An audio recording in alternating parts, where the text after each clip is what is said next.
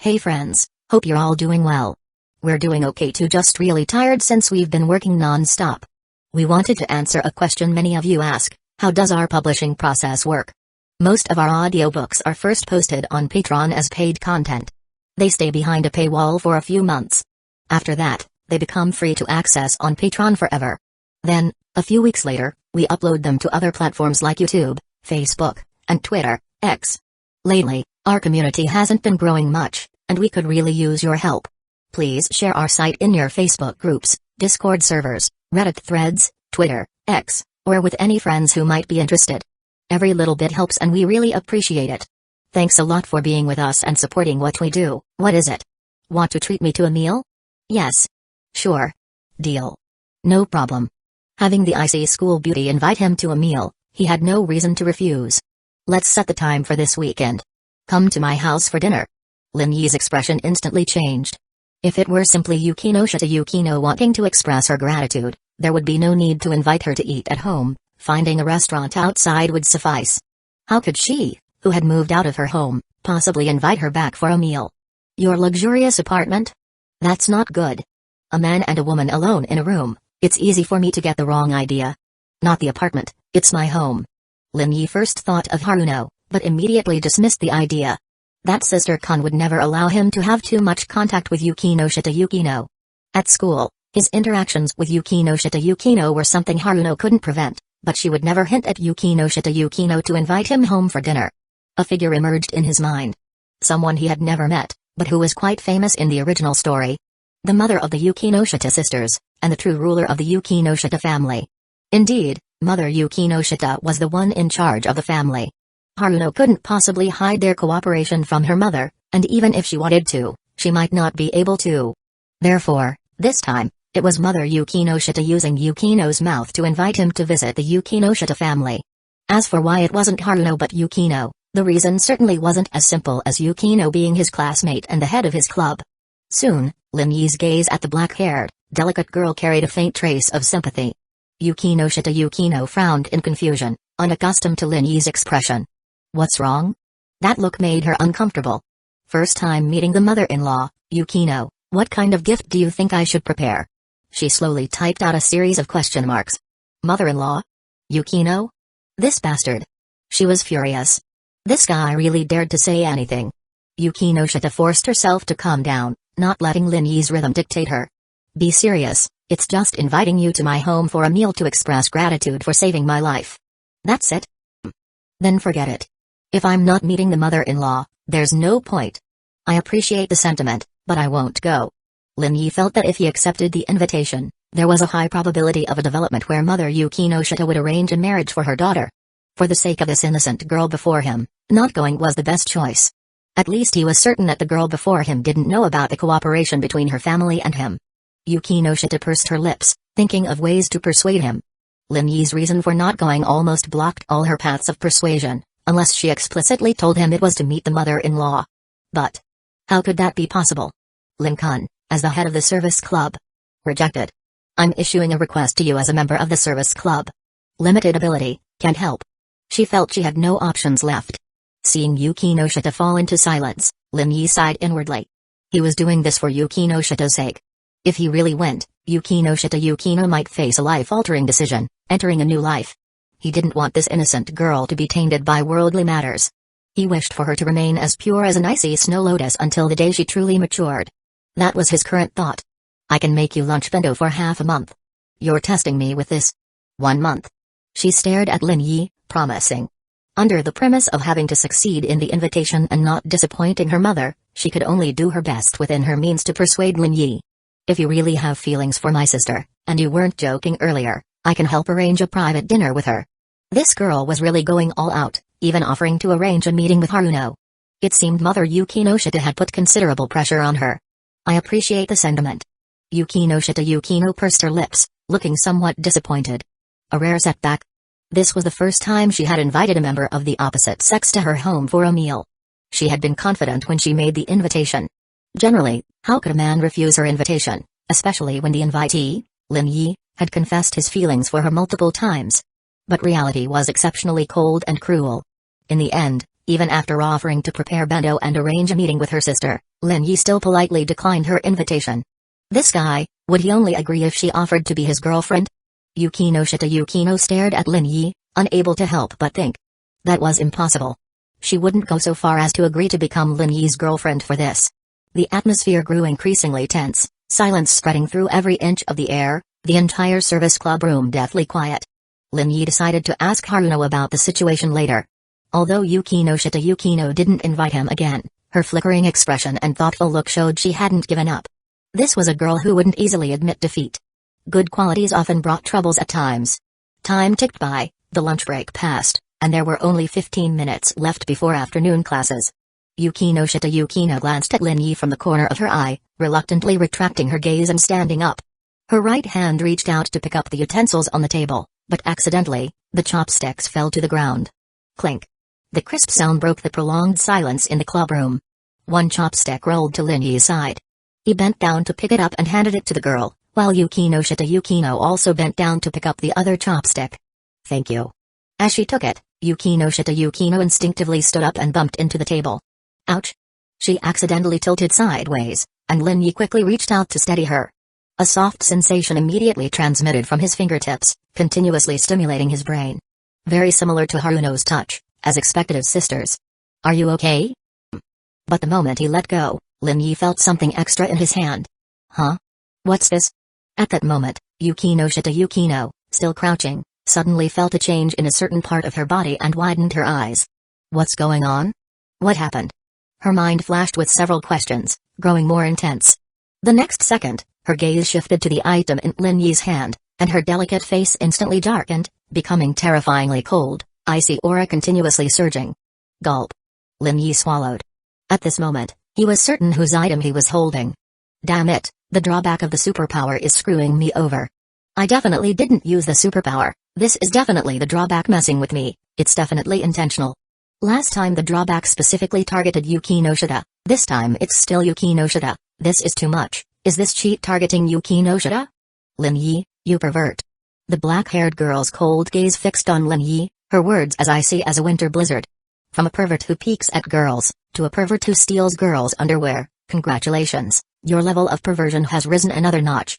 I can call the police on you, I can definitely call the police on you, right? This really has nothing to do with me. Yukino's right hand somehow already held her phone, the screen displaying the three numbers 110 glaringly obvious. Lin Yi pursed his lips, thinking of a way to resolve the situation. Call the police then. This made Yukino pause. You think I won't dare? I believe you dare, you're Yukino after all, but before the police arrive, I'll definitely spread this in class. Yukino. Despicable, shameless. I'm actually innocent. He really was innocent. Hey. Yukino didn't believe a word. This bizarre incident reminded her of the previous speaking incident. She realized this anomaly was definitely related to Lin Yi. This guy had been playing innocent all along, and she had foolishly believed him. She just wanted to strangle the naive version of herself that had trusted Lin Yi's lies. I really am innocent.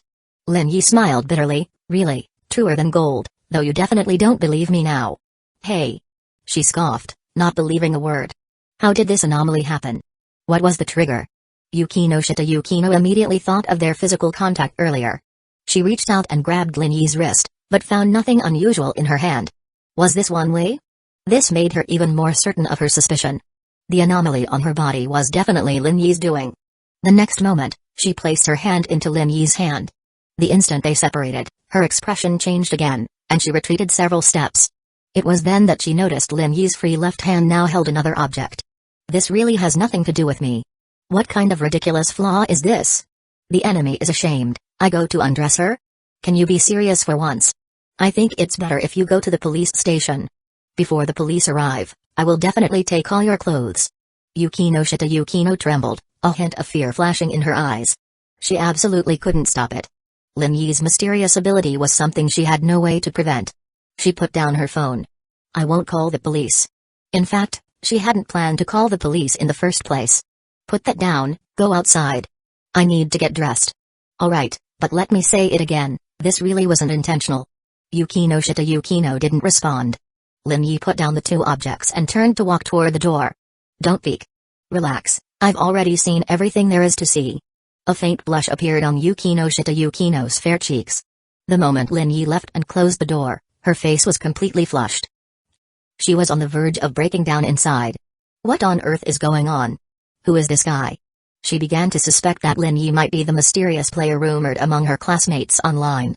Compared to the superpowered individuals in sci-fi works, she felt it was more likely that Lin Yi was this so-called mysterious player. While keeping an eye on the door, she quickly changed into her undergarments. 3 minutes later, at Yukino's reminder, Lin Yi walked back in. Sit. Yukino spoke calmly. Lin Yi sat down. Tell me, why do you have this kind of special ability? As the victim, I have the right to know. Whether it was the previous X-ray vision or this time's clothes stealing. This counts as picking up. Taking something without permission naturally falls under the category of picking up. I don't want to argue with you about whether it's stealing or picking up. Yukino didn't want to waste time on this issue. I want to know why you have this strange ability. Don't tell me you don't know either, because I won't believe it. Sometimes, not knowing is also a form of happiness. Yukino fell silent. She was becoming more and more convinced that Lin Yi was the mysterious player. Stop asking. I apologize for what happened. From now on, I'll be careful to keep my distance from you and avoid physical contact. Something like this won't happen again, so you can rest assured. Lin Yi still couldn't determine whether this flaw was specific to Yukino alone, or if it applied to other women, or even everyone. Therefore, to be safe, he needed to avoid physical contact with others. Lin Yi thought about wearing gloves to see if that could prevent this passive superpower from activating. Do you think I can rest assured? If you're not reassured, there's nothing I can do. Lin Yi was sticking to his stance of no explanation and letting the girl deal with her own worries. This made Yukino grit her teeth, feeling that Lin Yi was incredibly difficult to deal with. Getting the information she wanted from this man was going to be very, very hard.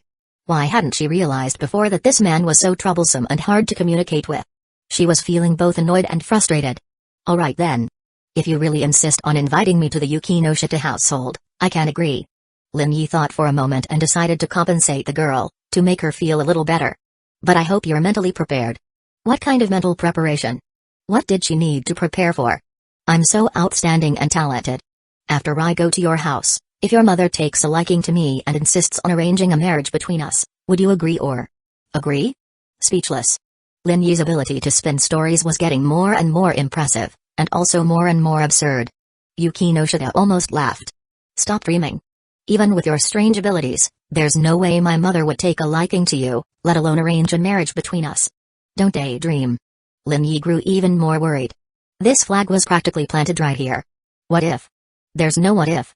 You can rest assured. My mother would never do something like that. If she were to arrange a partner for me, it would be among the talented young men of Chiba or Tokyo, not you. Her mother's interest in having her interact with Lin Yi was solely based on his protective actions toward her. When it came to marriage, she was certain her mother would prioritize young men from families of equal status in Japan. She had heard from her sister that many families had already reached out to her mother, but all had been turned down. Yukino guessed that her mother wanted her to have a pure, non-transactional emotional experience with Lin Yi. But once interests were involved, Lin Yi would no longer be a candidate. Moreover, after today's conversation, she had already crossed Lin Yi off her list. She didn't like this kind of frivolous man with such a perverted superpower. Sigh, Yukino-senpai, you're really making me conflicted. What's there to be conflicted about? With all these flags you're raising, I feel like if I really go to the Yukino household, you'll end up as my fiancé. This guy really dares to think. Rest assured, I can guarantee that such a situation will never happen. What if it does? Even if, by someone in a million chance, it did happen, wouldn't that be a good thing for you? After all, this man had confessed to her more than once. No. Yukino was momentarily stunned. I can't give up my vast, flourishing forest for just one sapling. There's Ai-chan, Mai-chan, and so many other lovely girls waiting for me. The black-haired girl was dumbfounded, internally cursing this shameless, womanizing man. In that case, you can rest assured and come to my house without worry. This would also be a good opportunity to make it clear to her mother that there was no possibility between her and Lin Yi. Before, Yukino had considered giving Lin Yi a chance, at least to try and get to know him better. But now, she was certain that wasn't necessary. Alright, but senpai, if that situation does arise, please refuse. Be decisive and firm. Do you really think my mother would arrange a marriage between us? Fine. She agreed. Then it's settled. Lin Yi instinctively reached out his hand, and Yukino Shita Yukino instinctively shook it. And then, Lin Yi's hand now held another object. For a moment, both of them fell silent. Yukino Shita Yukino looked at Lin Yi, biting her lip in frustration. This guy must be doing it on purpose. He must be. Chapter 113, Yukino Shita, I will end your life. Lin Yi's eyes reflected the girl's face. At this moment, the corners of her eyes were trembling incessantly, her slender figure visibly shaking, and her flat chest rising and falling rhythmically, as if she were suppressing something. Yukino Shita. This time, Lin Yi's voice was calm, without a trace of panic. He instinctively raised his hand, wanting to ease the tension, but halfway through, he realized he had chosen the wrong hand. He immediately lowered his left hand, which was holding a piece of cotton fabric, and instead raised his right hand, lightly tapping his chin and coughing twice. Given that you're aware my right hand isn't something you can casually touch, yet you still reached out to grab it, this accident is 90% your responsibility. Yukino Shita Yukino. Isn't this because you suddenly reached out to shake my hand? If you feel like you've been wronged, I can give you mine. Yukino Shita Yukino glared at him. Shameless. Thank you for the compliment. She never expected that this male classmate, who had only left her with an ordinary impression over the past year, could have such a shameless side. Give it back. The long black-haired girl took a deep breath. Scolding him was useless. Since she had no intention of calling the police, nothing she said would make a difference. After this man had seriously uttered phrases like mother-in-law, engagement, and I can give you mine, she had gained a completely new understanding of Lin Yi. This guy's face was thicker than an ordinary person's, thicker than a city wall. All right. Lin Yi reached out, preparing to hand the object in his left hand back to Yukino Shita, but at that moment, the door to the service club room slid open with a whoosh. In that instant, Yukino Shita Yukino shuddered, startled. Startled, Lin Yi quickly shoved the item into his pocket. It was Shizuka Hiratsuka. Shizuka Hiratsuka, in her white lab coat, looked surprised and puzzled at the two startled people. What are you doing? She asked, stepping inside. With a teacher's intuition, she was certain something had happened between them when she opened the door. Teacher Shizuka Hiratsuka, how many times have I told you? Please knock before opening the door. Yukino Shita Yukino said, maintaining her composure. The dark-haired girl cast a slightly cold yet helpless gaze at Shizuka Hiratsuka, trying her best to appear as normal as possible. Noticing that the item in Lin Yi's left hand had already been put into his pocket, she internally praised Lin Yi's quick reaction. Otherwise, if Shizuka Hiratsuka had seen it, Lin Yi would be treated as a pervert problem student, and she wouldn't fare any better. If this got out, Yukino Shita Yukino's reputation at Sobya High would be ruined, and she would have no face to stay. Tap, tap, tap. Shizuka Hiratsuka's footsteps echoed crisply as she approached them. Next time I'll be careful. This isn't the first time, teacher. Haha, next time I definitely will be careful. Shizuka Hiratsuka laughed heartily. She reached Lin Yi's side and patted his right shoulder, saying, take it out. What? Lin Yi blinked. When I came in just now, I saw you stuff something into your pocket. It's contraband, definitely contraband. Her eyes were meaningful, and the corners of her mouth couldn't help but curve upwards. Yukino Shita Yukino shuddered, her face slightly pale. What should I do? It's going to be discovered. She glanced at Lin Yi, locking eyes with him, signaling that he must keep his mouth shut and absolutely not reveal that the item was hers. Teacher, you must be mistaken. There's nothing in my pocket. Oh. Shizuka Hiratsuka was completely unconvinced. She had full confidence in her eyesight. Confess honestly and take it out now. Teacher can overlook it and not pursue the matter. But if you intend to resist to the end, then don't blame teacher for being ruthless and not giving you a chance. Yukino Shita Yukino gave Lin Yi an intense look, urging him to confess quickly and claim it was something he brought to school himself. A chilly sensation in a certain area made her tremble uncontrollably. An indescribable feeling was spreading and permeating within her heart. Her hands unconsciously clenched her skirt, doing her best to maintain her composure and normalcy. Really, there's nothing, teacher. This guy, he's really going to resist to the end. Yukino Shita Yukino couldn't help but think. Lin Yi, I'm giving you a chance. Really nothing, teacher, you have to believe me. Lin Yi stuffed both hands into his trouser pockets, then pulled out his inner pockets, empty, nothing at all. Shizuka Hiratsuka was stunned. There really was nothing there. Of course, the most shocked was Yukino Shita Yukino. She had personally seen Lin Yi put the item into his left pocket. Teacher, my heart is broken, you don't believe me at all. Lin Yi clutched his chest, a pained expression on his face. I clearly believe in and admire teacher Shizuka Hiratsuka so much, But I didn't expect you to suspect me, to distrust me so much. I really don't have any contraband. If I had contraband, how could club president Yukino Shita possibly let me off? Shizuka Hiratsuka awkwardly scratched the back of her head. Sorry, I apologize to you, Lin Yi, forgive me. Can't forgive you, unless teacher you. Unless what? Turn a blind eye to my tardiness and absences. You brat, keep dreaming. Shizuka Hiratsuka snorted, crossing her arms and saying, any plans for tonight? Teacher, no, you're my teacher, we're not suitable, I won't accept your invitation. This kid, his mouth is running wild. Shizuka Hiratsuka cracked her knuckles. Yukino Shita, seeing this, actually revealed a faint smile. At least seeing Shizuka Hiratsuka get the short end of the stick with Lin Yi brought a sense of joy to her heart. Letting Shizuka Hiratsuka experience Lin Yi's trickiness was a good thing. It might just make the overbearing Shizuka Hiratsuka restrain herself, to know that not all students are pushovers for her. I'll treat you to tonkatsu ramen as an apology. Yukino Shita, you come too. Shizuka Hiratsuka also included Yukino Shita to prevent Lin Yi from continuing to refuse. Eating ramen with a girl he liked, it should be something a normal man would be excited about. I refuse. The one who spoke was not Yukino Shita, but Lin Yi. I had tonkatsu ramen last night. Teacher, how about we change it up? Like, maybe Kazekage cuisine, Kobe beef, body sushi, or something. Are you slipping something extra into that suggestion, brat? Shizuka Hiratsuka rolled her eyes at Lin Yi. I'm treating you to yakiniku, and that's all. Fine, I guess. A free dinner, Lin Yi had no reason to miss it. Shizuka Hiratsuka looked at Yukino Shita. Our service club now has 3 members. Uiama-san has already joined us. Come along.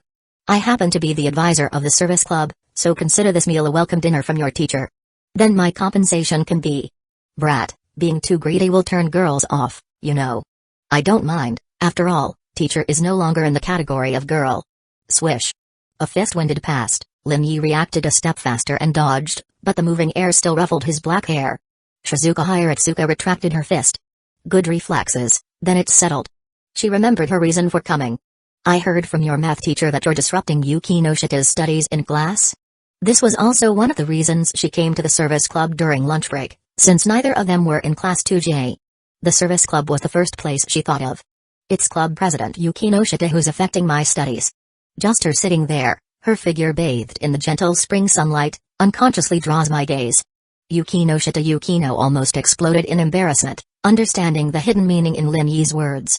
It's not like I want to. And ultimately, this situation was Lin Yi's fault. In this moment, she was certain that Lin Yi was the instigator of everything. She glared fiercely at Lin Yi. Shizuka Hiratsuka patted Lin Yi's shoulder. Sigh, teacher understands you, but know your limits. Don't affect other students' studies. Staring at girls is very impolite. Besides, you're in the service club now, you have plenty of time to look. Teacher Hiratsuka, can I apply to have him removed from the club? His presence makes me feel a danger to my chastity. Yukino Shita said, her tone calm yet carrying a hint of coldness. Cough cough cough, Yukino Shita, you haven't even successfully corrected him yet. Dismissing him like this doesn't seem like your style. At least wait until you've successfully corrected him. The girl pursed her lips. In the end, she didn't really intend to make Lin Yi leave the service club, she merely wanted to remind Shizuka Hiratsuka to watch her words and actions. I understand. Haha, class is about to start soon, you should head back to your classes soon too. I'll go ahead. Shizuka Hiratsuka chuckled, heading towards the service club room door. But as she reached the door, Shizuka Hiratsuka suddenly seemed to remember something and turned back to look at them. Just then, the wind outside the window suddenly intensified, and the pleats of the girl's Sobuhai uniform skirt fluttered up in an arc. Shizuka Hiratsuka's eyes widened. Holy crap. Seriously? Yukino Shita's second daughter, the pure and icy beauty of Sobuhai, has this kind of hobby? In an instant, the service club at lunchtime fell into absolute silence. Yukino Shita Yukino had noticed Shizuka Hiratsuka's reaction, and even more so, understood what had just happened in that brief moment. In an instant, her pale face turned deathly white, her body trembled uncontrollably, and her mind went blank, completely at a loss. Teacher Hiratsuka, is there anything else? Lin Yi pretended to know nothing and questioned Shizuka Hiratsuka. No, nothing. 4:30 in the afternoon, I'll come to the service club to pick you up for yakiniku. With that, Shizuka Hiratsuka fled as if running for her life, afraid that if she was too slow, she would face Yukino Shita's roaring storm of fury. Although she was a woman, her position as a teacher, coupled with her family background, and the shame of having her secret discovered, would definitely cause Yukino Shita Yukino, a girl who maintained a pure and icy image to the outside world, to erupt. She dared not face it. Thump thump thump. The sound of receding footsteps continued to penetrate the clubroom door. Shizuka Hiratsuka was gone. Lin Yi didn't know how to comfort her. Teacher Hiratsuka is a woman, she definitely won't talk nonsense, you don't need to worry. His words, however, further triggered Yukino Shita Yukino's reactive response. She slammed her hand on the table, making a loud thump sound. Lin Yi's heart tightened. He knew that facing this kind of situation, not many girls could accept it calmly. Yukino Shita. He looked up to meet the girl's eyes, only then noticing a thin layer of mist forming in her navy blue eyes. Tears. Was she about to cry? Here, wipe them away. Lin Yi tore open a packet of tissues and offered one to the girl, but Yukino Shita Yukino didn't react. Lin Yi simply took matters into his own hands, gently using the tissue to wipe away the glistening tears from the corner of her eyes. Yukino Shita Yukino pursed her lips, staring at Lin Yi, allowing him to wipe her tears. What had she experienced this past week? Whether it was being seen through, being seen naked by Lin Yi, or being attacked by stray dogs, or now having her personal clothing stolen in front of someone, she had been under considerable psychological pressure, but she had endured it all. The girl named Yukino Shita Yukino had a high level of psychological resilience. But even that had its limits. Just now, being seen in such an embarrassing state by her respected teacher, how could she continue to face teacher Hiratsuka in the future? How could she have the face to continue staying at Sobyu High? I am responsible for this. It was ultimately the uncontrolled activation of his superpower that caused this. If you really can't think it through, can't get over it, I can help you, send you on your way. Yukino Shita Yukino was stunned. Send her on her way? Where to? I know that experiencing such an extremely shameful thing, you must want to end it all. I think since it's my responsibility, I should be responsible for sending you on your way, for ending your life. It'll be quick, it won't hurt much, in a flash, you'll fall into eternal sleep. This is one of the few things I can do for you, and your family, please rest assured, I will take good care of them. Your family, I will raise them. Lin Yi said in a serious tone, his expression earnest, without a trace of jest. Yukino Shita Yukino's surging emotions unexpectedly calmed down, and her mood suddenly improved a lot. She rolled her eyes at Lin Yi. This guy was using this method to divert her attention and help her regain her spirits. Although the content was not comforting at all, the effect was surprisingly good. I'm not going to commit suicide over something like this. Yukino Shita Yukino isn't so weak that she can't even bear this much. That's good. If you ever think about committing suicide because of this, come find me, I'll definitely give you a quick and painless end, and I'll take full responsibility for it. Hey, your way of taking responsibility is truly special. She chuckled softly. It's not like I can promise to marry you and take responsibility, right? Even if you're willing to marry me to make me responsible, I wouldn't want to. I still have a lush primeval forest waiting for me to develop, how could I? Stop. Yukino Shita Yukino called out to stop him. Go find your Mai-san and I-chan, this matter ends here. Teacher Hiratsuka won't talk nonsense, but you. Whether you believe it or not, you have to believe it, otherwise I'll really tell everyone. Yukino Shita Yukino. Where are my clothes? Where did you hide them? Here. Lin Yi took out the girl's personal clothing from inside his sleeve. It was originally really hidden in his pocket, but since Shizuka Hiratsuka came to question and demand it, he simply used time stop to transfer it into his sleeve during lunchtime. Here you go. Yukino Shita Yukino carefully took it, afraid of touching Lin Yi's hand. How did you do that? Secret. This guy was full of mysteries, making her couldn't help but want to investigate further. I'll go first.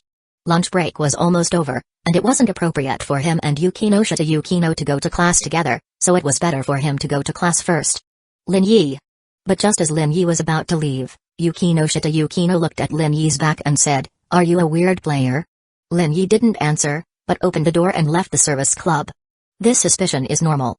Last week Yukino Shita Haruno had guessed and even came to discuss it in person, facing the wonder of his superpower. It would be strange if Yukino Shita Yukino didn't think of weird players.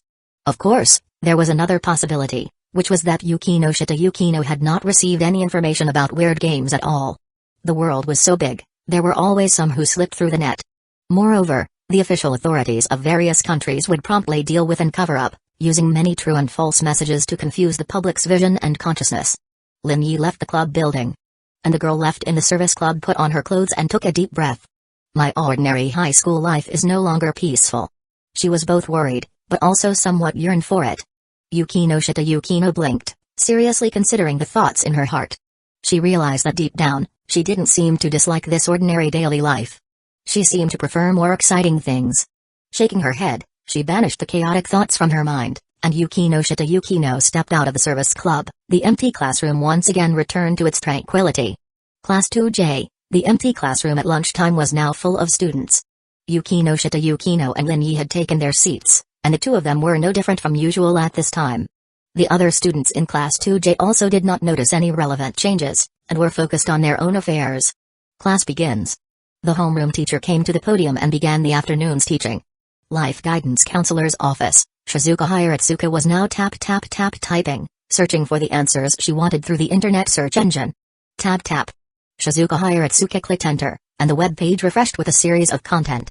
Pervert. She shook her head, she didn't think Yukino Shita Yukino was a pervert. Tap. Shizuka Hiratsuka clicked on a new link. Due to environmental factors, leading to great pressure, after a certain contact, suddenly opened up a new world.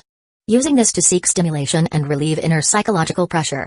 As the second daughter of the Yukino Shita family, she had been strictly required since childhood, and even more so, there was a more outstanding older sister above her. It was too normal to be constantly compared by others.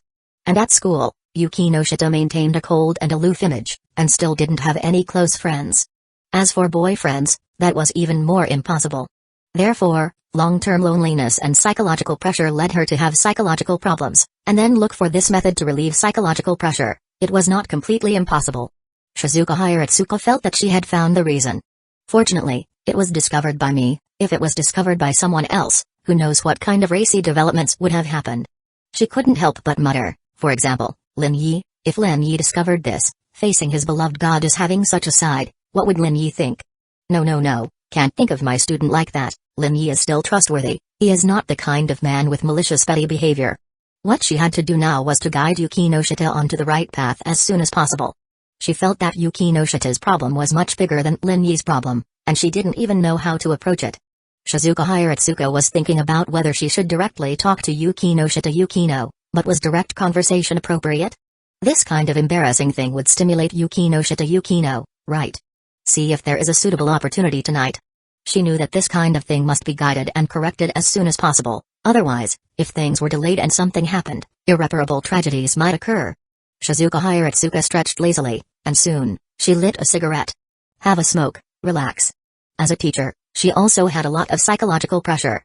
But at least she wouldn't do something to the extent of Yukino Shita Yukino's behavior. Afternoon, Lin Yi received a message from Hoshino I. Recently busy with practice, haven't had a good chat with Lin-kun. Chatting can be done anytime. His reply was not immediately returned, but was replied to more than an hour later. I-chan has good news. Does Lin-kun want to know? Tell me. I'll tell you tonight, I won't disturb Lin-kun's work now. Her daily training was heavy, and she had little free time. Lin Yi had not thought about suggesting Hoshino I to give up becoming an idol, but when he thought that this was the girl's beloved career, in this idol career she could find her value, gain recognition and happiness, he didn't say anything to persuade her. The idol industry inevitably has unspoken rules. Now I-chan hasn't encountered them, although manager and President Saito is protecting I-chan from being affected, it's still not enough. Lin Yi made a decision. Let Haruno acquire the management company Strawberry Productions. Rich, and willful. Reason? It's too simple, want to appreciate beautiful idol little sisters, so want to acquire a company. This is a good reason. But Lin Yi also knew that as time passed, according to Haruno's sensitivity, she would eventually notice the connection between Hoshino I and him. So what if she knows? Their cooperative relationship, he currently held the initiative. And in order to maintain this initiative, he would continue to improve his strength. Ding-ling-ling. Unconsciously, the afternoon classes were also over. Finally, class is over. The last class was too boring. I think our Sobuhai should arrange a few more physical education classes. The chatter of the students in Class 2J kept ringing out, and many students packed up their desks and left the classroom. Yukino Shita Yukino tidied up her desk, put away her books, and got up to leave the classroom. Lin Yi sat for another minute before moving to leave the classroom and head to the service club. When he arrived, only Yukino Shita Yukino was there. She sat quietly in her chair, her gaze on a book, reading the literary anthology in her hand, no different from usual. It was as if what happened at noon had not had any impact on her. Yeah, hello. In less than half a minute, The pink-haired girl Yui knocked on the door and burst into the service club. Am I acting weird? Yui looked at Lin Yi and Yuki Noshita somewhat restrainedly, her eyes constantly wandering over the two of them. Your greeting is a bit particularly unrestrained. Haha, isn't it to seem more lively and enthusiastic?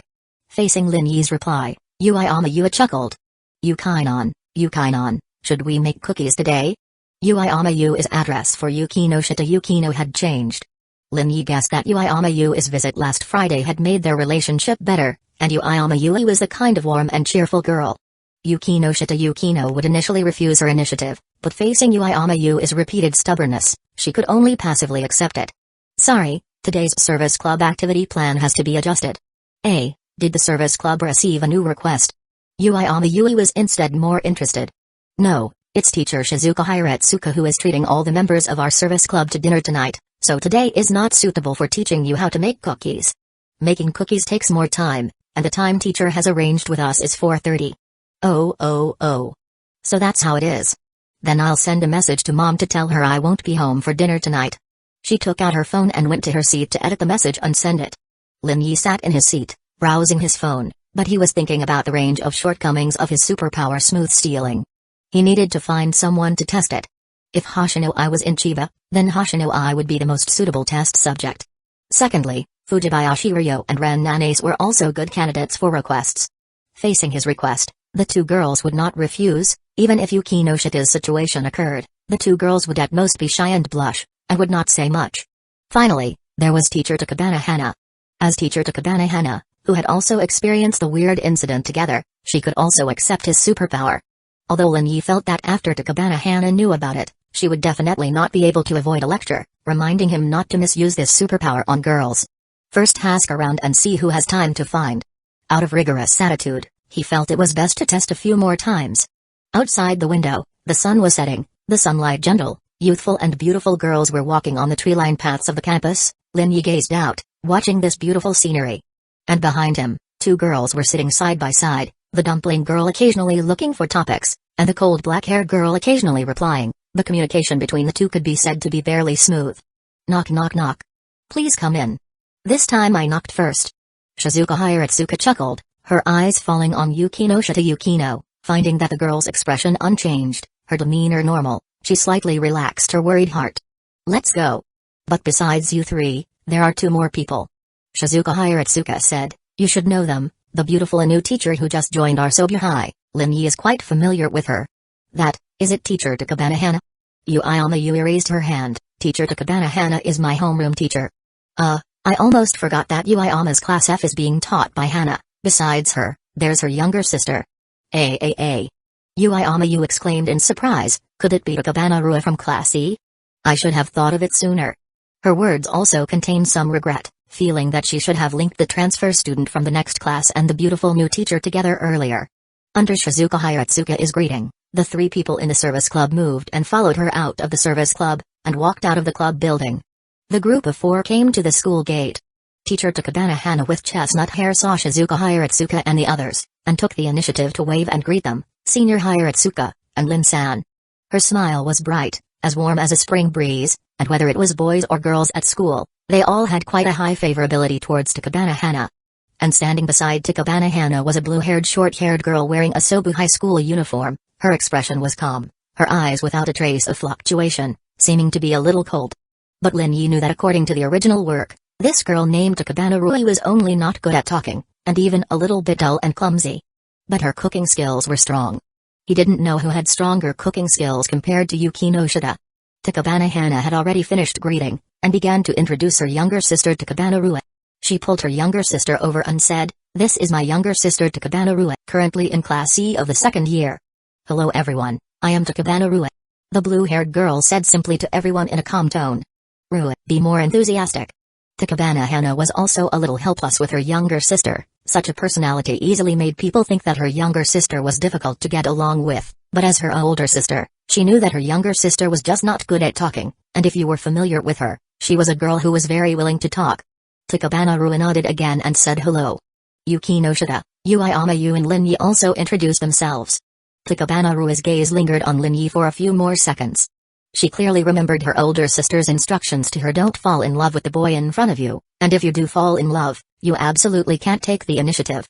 During this period of time, she occasionally saw Lin Yi between classes, and in terms of her aesthetics, Lin Yi was not handsome enough to make girls take the initiative, and she also carefully inquired about Lin Yi, knowing that he came from Xia country next door and was an international student, but his grades were average. He liked Yukino Shita Yukino in his class, and confessed many times, but was rejected.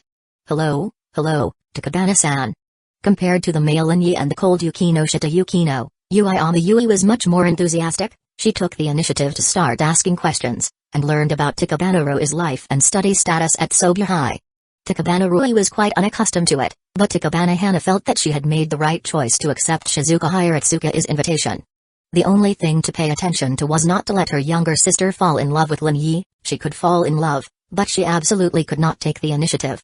Takabana-hana decided to find a time later to privately ask Lin Yi about his feelings for her younger sister, whether he regretted being so stubborn in front of her at that time. If he hadn't been so stubborn then, she would have introduced her younger sister to him earlier. Thinking of Lin Yi's possible regretful emotions, a sense of unspeakable pleasure rose in Takabana-hana's heart. Rumble, rumble, rumble.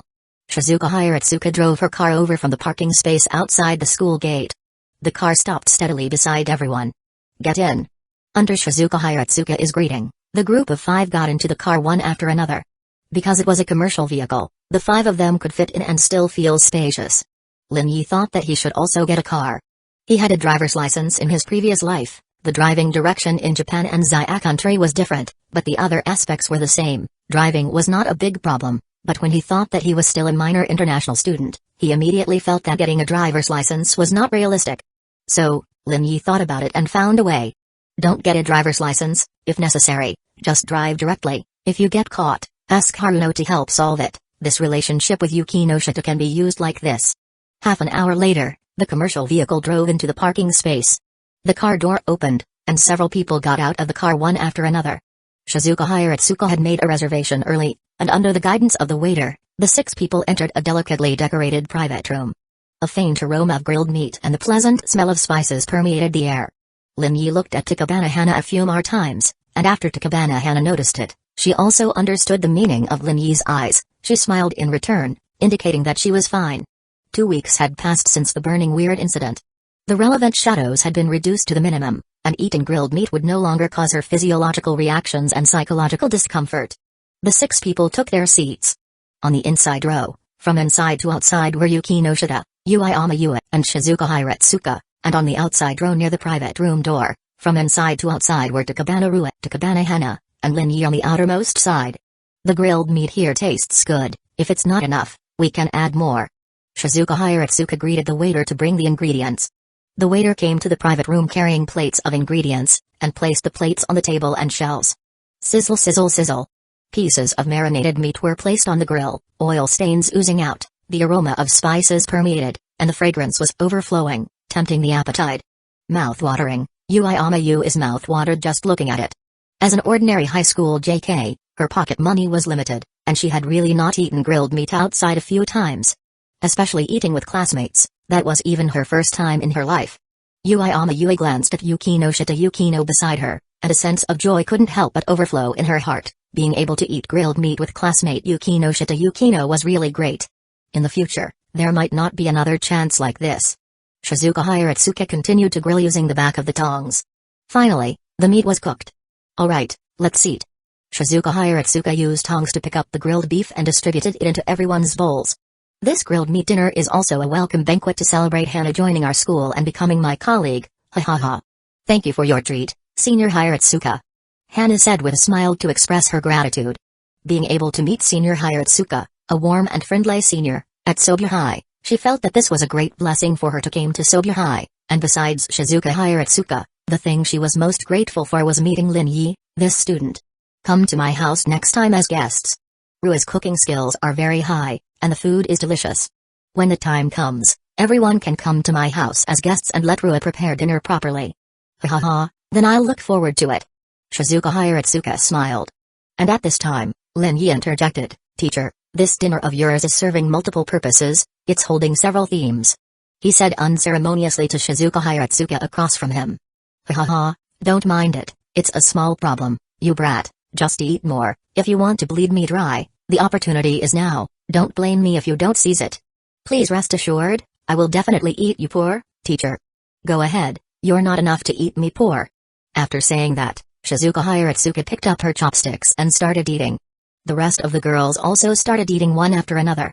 Lin Yi scanned around, and finally his eyes fell on Yuki no Shida. The girl sitting on the innermost side opposite him was eating grilled meat elegantly, chewing in small bites, showing the good upbringing of a young lady.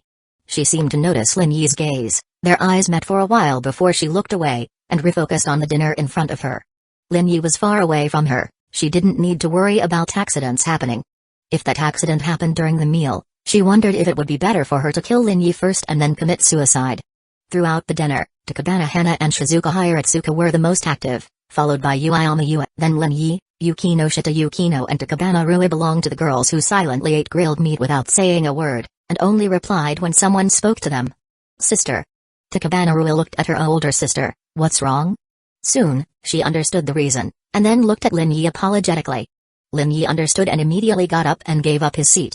Then Takabana Rui walked out and left the private room. After Lin Yi returned to his seat, he estimated the time, and then sent a message to both Fujibayashi Ryo and Ren Nanis. Do you have time tonight? There's something I need your help with. Neither of them had replied yet. Fujibayashi's house. Fujibayashi Kyo looked at the information displayed on her phone, and was immediately stunned. That guy is asking my younger sister out tonight? What is he planning to do? He must be wanting to do that. Fujibayashi Kyo immediately clenched her fists. Soon, she used facial recognition to unlock her phone, and entered the chat message interface. She was just about to reply no time and was going to refuse, but then suddenly felt that this seemed to be an opportunity. An opportunity to let her younger sister see Lin Yi's true colors. Very good, you offered the opportunity yourself, I can't miss it. She soon had an idea, and immediately wrote a reply message, and arranged the meeting time and place with Lin Yi. Not far from here, but Fujibayashi Kyo remembered that there was a love hotel nearby. Damn it. That bastard man really wants to make a move on Ryo. I must let Ryo know your true colors, Ryo, I will protect you. She finally deleted the message. Next was to wait for the time to come. 5 minutes later, the girl Takabana Rui returned and opened the private room door. Lin Yi got up again to give way. Takabana Rui closed the private room door and turned around, but saw Lin Yi close at hand. She subconsciously jumped in fright, and her body suddenly lost balance. Careful. Lin Yi saw that the girl had lost her balance, and immediately reached out, quickly taking a step forward to support the girl. Thank you. But, Takabana Rui suddenly noticed something was wrong. Something on her body was missing. What was going on? Then, she found that item in Lin Yi's hand. Takabana Rui was completely dumbfounded. Lin Yi was stunned. This time the shortcoming of his superpower was not targeting Yukino Shita Yukino alone. But could it be that it works on any woman? What to do?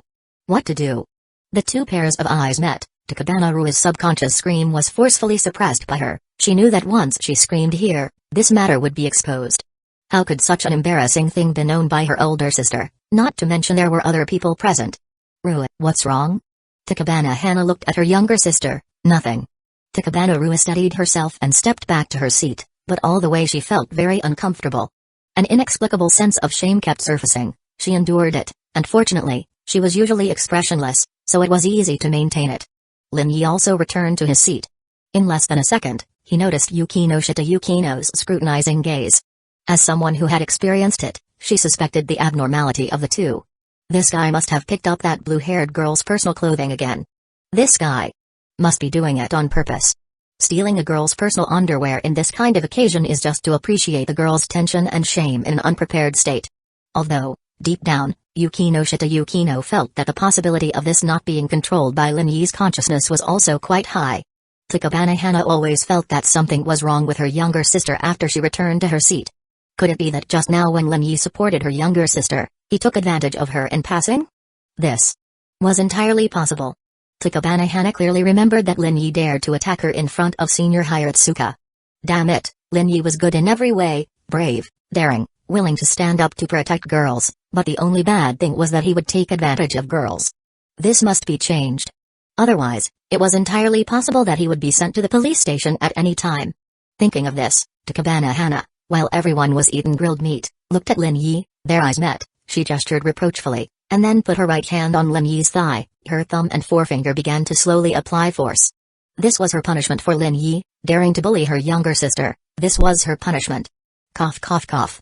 Shizuka Hiratsuka suddenly coughed, which immediately panicked Takabana Hana, and her chopsticks accidentally fell. Sorry. Takabana Hana turned sideways, supporting herself with one hand, wanting to pick up the chopsticks, but because of the bad position, she couldn't pick them up. Lin Yi reached out, here. Okay. But in the next second, Takabana Hana felt something was wrong, a chilly sensation. She looked blankly at the thing that had appeared in Lin Yi's hand, her eyes slowly widening. This. What's going on? Why would something worn on her body suddenly appear in Lin Yi's hand? Chapter 114, The Cursed Hand. Kyawa Fujibayashi disguises herself to keep the appointment. Elder sister is allowed, younger sister is not. Yukino Shita Yukino is allowed.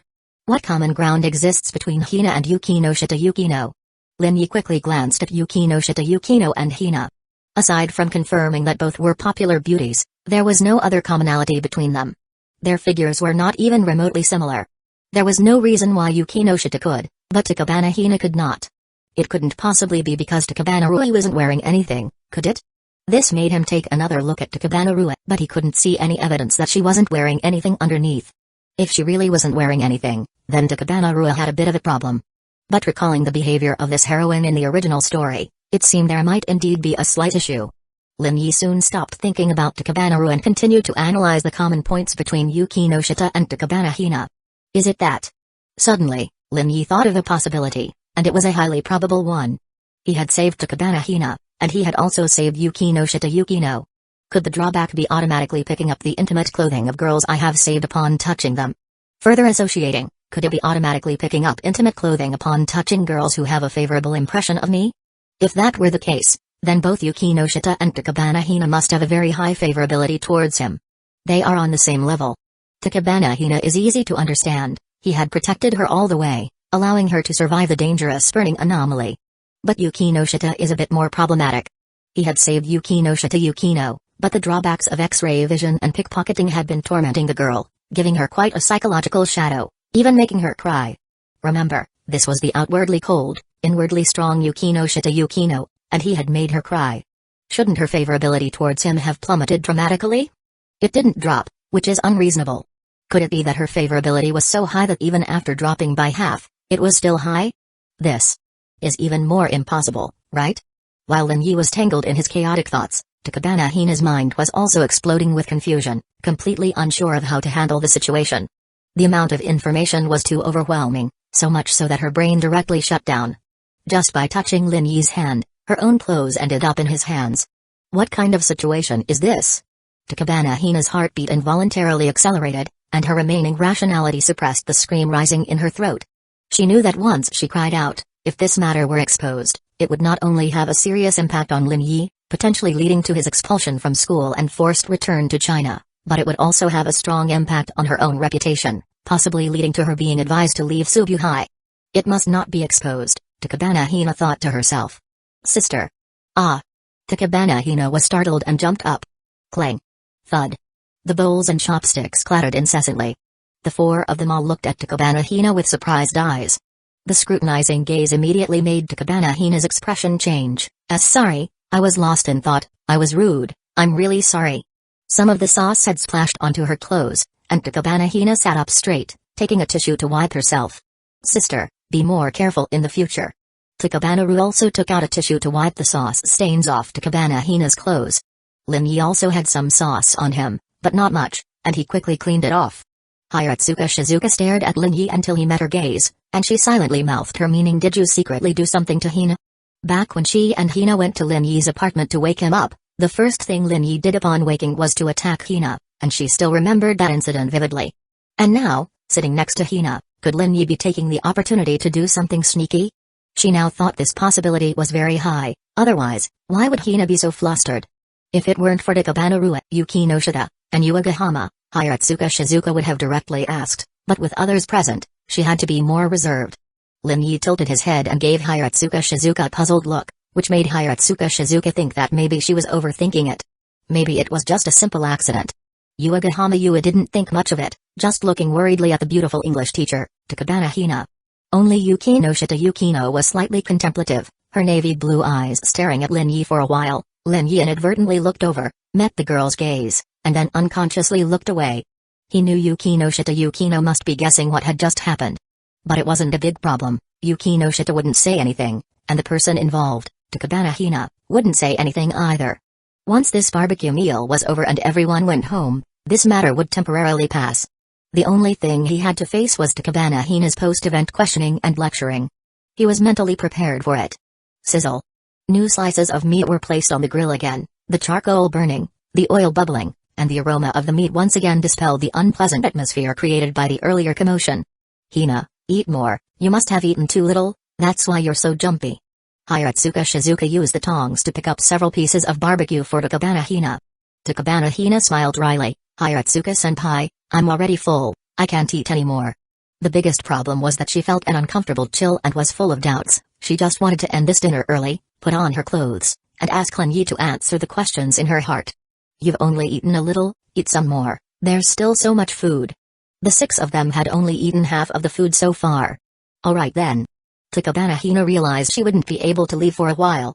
She picked up a slice of meat with her chopsticks and put it into her mouth, but the once delicious barbecue now tasted bland. When you're in a bad mood, nothing tastes good. Takabana Rua took a sip of orange juice, her eyes occasionally glancing at her sister. She keenly felt that her sister was now somewhat restrained, her reactions were a bit abnormal, and upon closer observation, she found that her sister was now closer to her, as if consciously trying to distance herself from Lin Yi. Could it be that when her sister picked up the chopsticks earlier, he secretly took advantage of her? And her sister, for the sake of her reputation, endured it and pretended nothing happened. The blue-haired girl's eyes lit up, but soon dimmed. This jerk. Takabana Rua suddenly thought of something, clenched her chopsticks, and a look of disgust flashed across her eyes as she glanced at Lin Yi. Her sister was her closest relative, and she would never allow her sister to be bullied and have to endure it in silence. If this matter was true, she would definitely seek revenge for her sister and make this guy pay.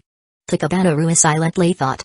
5 minutes later, Lin Yi put down his chopsticks, nodded to everyone, and temporarily left the private room. He went to the restroom. If Takabana Hina understood his meaning, she would definitely come out.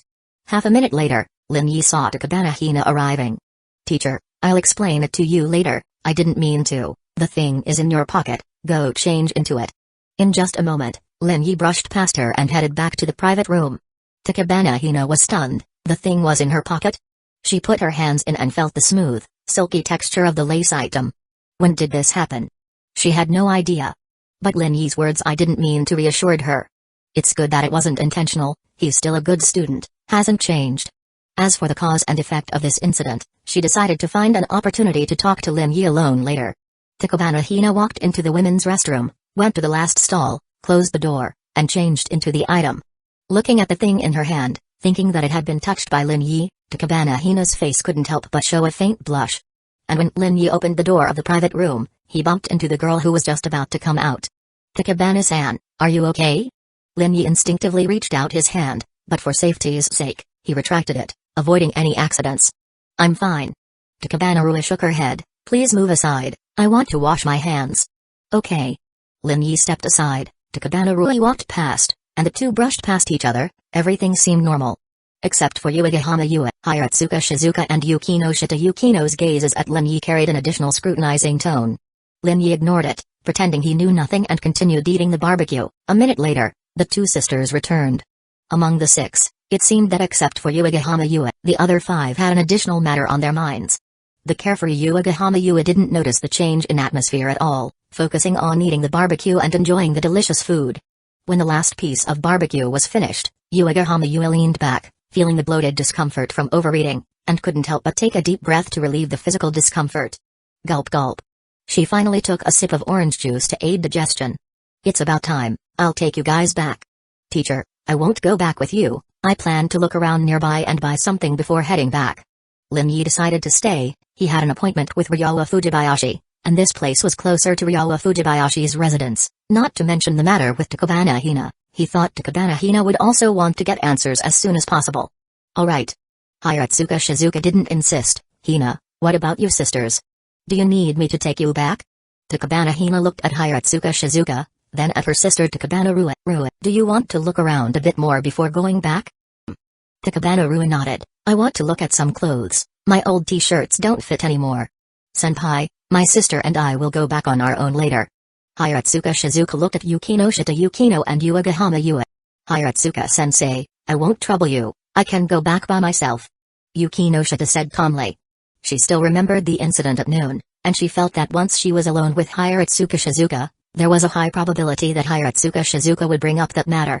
She wasn't afraid, she just didn't want to face the extreme shame of the noon incident again. Your apartment is quite far, I'll feel more at ease if I take you back. Hiratsuka Shizuka's words were kind, but her tone was firm.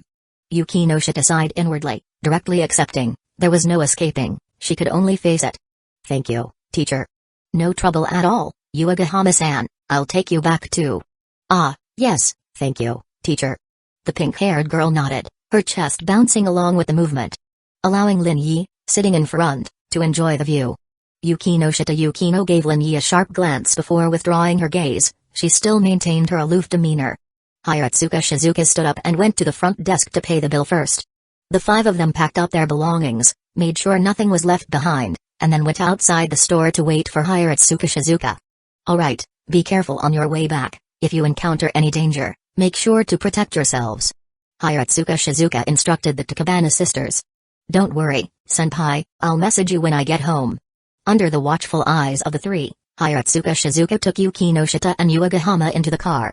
The black business car's headlights lit up, illuminating the road ahead, and the car slowly drove onto the road and disappeared from view. Takabana-sensei, the shopping street is that way, let's go together. Okay. Takabana Hina walked in the middle, but because of her sister's presence, the two of them didn't bring up the matter from the private room. How are things at school? You shouldn't be late anymore, right? No. Are you attending classes properly? I heard from the math teacher of class J today that you were distracting Yukino Shita during class. Takabana Hina suddenly remembered something and smiled as she looked at Lin Yi beside her. It's not good to distract a girl during class. It's fine to like someone, but you shouldn't affect their studies.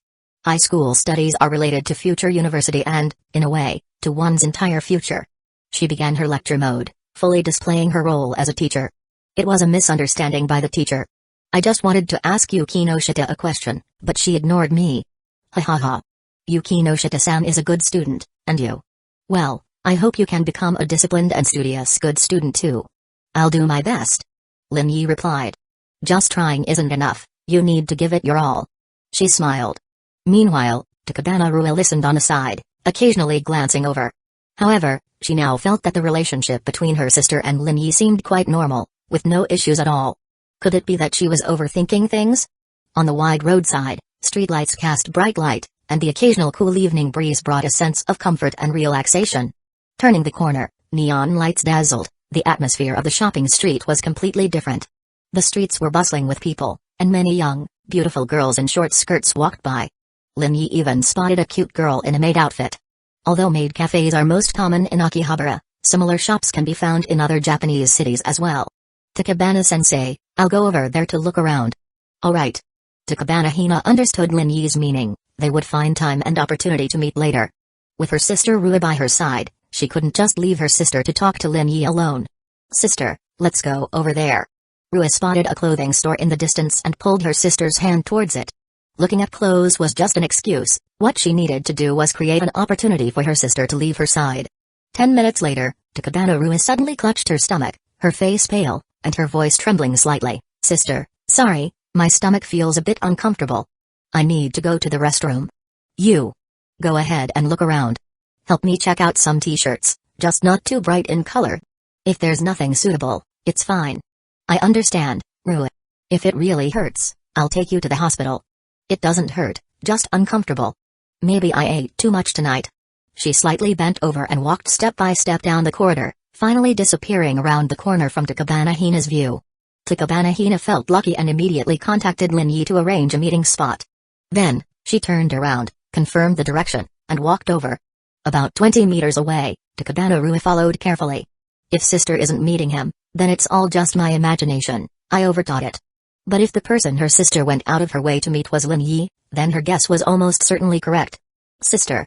Takabana Rua pursed her lips. When she saw the figure in the distance, her heart sank. She was afraid she was right.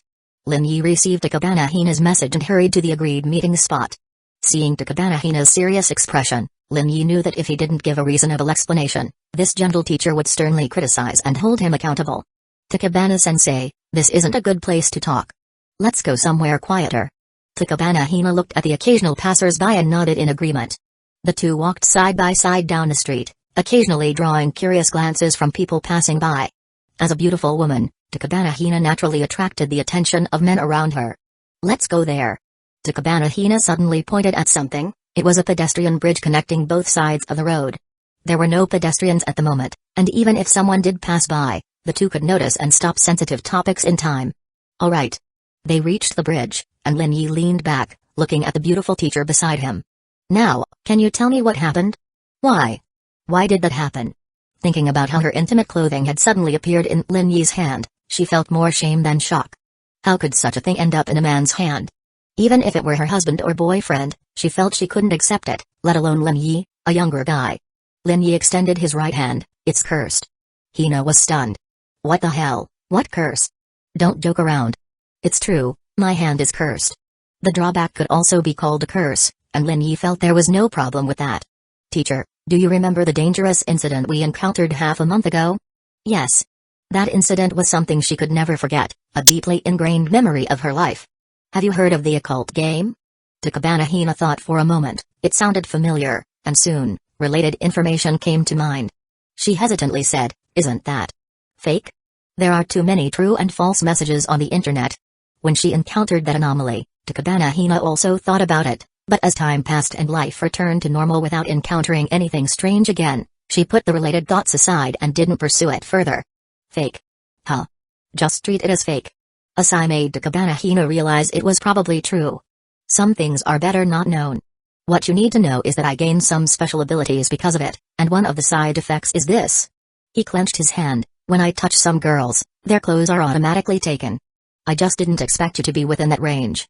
Takabana Hina fell silent. It sounded like a fairy tale, hard to believe, but Lin Yi's serious reaction made her want to try to believe. What ability?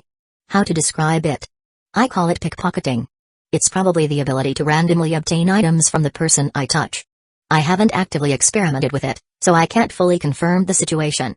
But compared to X-ray vision, this superpower was more acceptable. If he told Takabana Hina he could see through things, this female teacher would definitely cross her arms to cover herself. Takabana Hina understood. She wanted to say try it to Lin Yi, but the thought of her intimate clothing possibly being taken by Lin Yi made her dismiss the idea. Although there was no one around, what if someone suddenly came? Lin-kun, are you serious? Can I trust you? But she still asked for confirmation. Takabana Hina stared at Lin Yi, waiting for an answer. Please believe me. Alright, I believe you. She decided to trust Lin Yi. And Lin Yi thought about explaining this drawback. My current situation, you can think of it as me going berserk from practicing a skill. The ability sometimes goes out of control, or you can think of it as a curse. When I gained this ability, I also had to face the troubles it brought. Lin Yi's heavy tones soon turned light. Teacher, you don't need to worry. This situation has nothing to do with you, so don't feel any psychological burden. But this only increased Takabana Hina's guilt. She felt it must be because of her that Lin Yi was facing this trouble. Going berserk, cursed, both sounded like serious problems. How to solve it? With more practice, it should get better over time. I'll help you, let's go somewhere else. Takabana Hina's eyes were serious. This isn't appropriate. What's inappropriate? If you want to control your ability, you need more practice. You need a practice partner, and no one is more suitable than me. I'm willing to help. She was serious. Or do you want to use this ability on Yukinoshita-san? Takabana Hina suddenly thought of someone. Putting herself in Lin Yi's shoes, if she had gained this special ability, she would indeed want to use it on the girl she liked. No. He had already accidentally used it on her, and that woman was definitely guarding against him like a wolf. Getting Yukinoshita Yukino's agreement to help him practice was completely impossible. Then how do you plan to solve it? I'll find other girls to help. I'll ask for their consent, so please rest assured, teacher. Takabana Hina was silent for a while. Pursue my sister Ruin. Get her to agree to be your girlfriend, then you can ask her to help you practice and control your ability. She thought of a solution. Her sister's help could also represent her own help. Secondly, it would fulfill her previous promise to Lin Yi to introduce him to a girlfriend. And most importantly, pursuing my sister, not my sister pursuing. She could win the bet with Lin Yi. I'll help. You've officially met my sister Rua today. She's a lovely girl, great at cooking. If you successfully pursue her and start dating, she'll basically take care of your lunch bento every day. That's something many high school boys dream of. It did sound pretty good. Lin Yi also knew Takabana Hina wasn't joking. But starting tomorrow, Yukino Shita Yukino would be preparing his bento. Of course, I also know Rua has some gaps compared to Yukino Shita-san, but how should I put it? Takabana Hina pursed her lips and organized her words. A girl like Yukino Shita-san isn't someone ordinary people can handle. She hoped Lin Yi could face reality a bit, although she knew making a passionate young man face social reality was quite cruel. In the past, she would have chosen to encourage him. Failure wasn't a big deal, it could be a small lesson and experience during his youthful years. In the future, Lin Yi might even look back and smile. But given the current situation, Takabana Hina felt that persuading Lin Yi to face reality was a better choice. Her appearance naturally goes without saying, and her family background is excellent, the prestigious Yukino Shita family of Chiba. Even if you, Lin-kun, were to successfully pursue Yukino Shita-san, how would you overcome the hurdle of her family? Would her parents truly accept you? Just your identity as a person from Zaya country alone, I think her parents would find it very hard to accept. Japan is a country where tradition and conservatism coexist with openness. For major families, many adhere to extreme traditions and conservatism.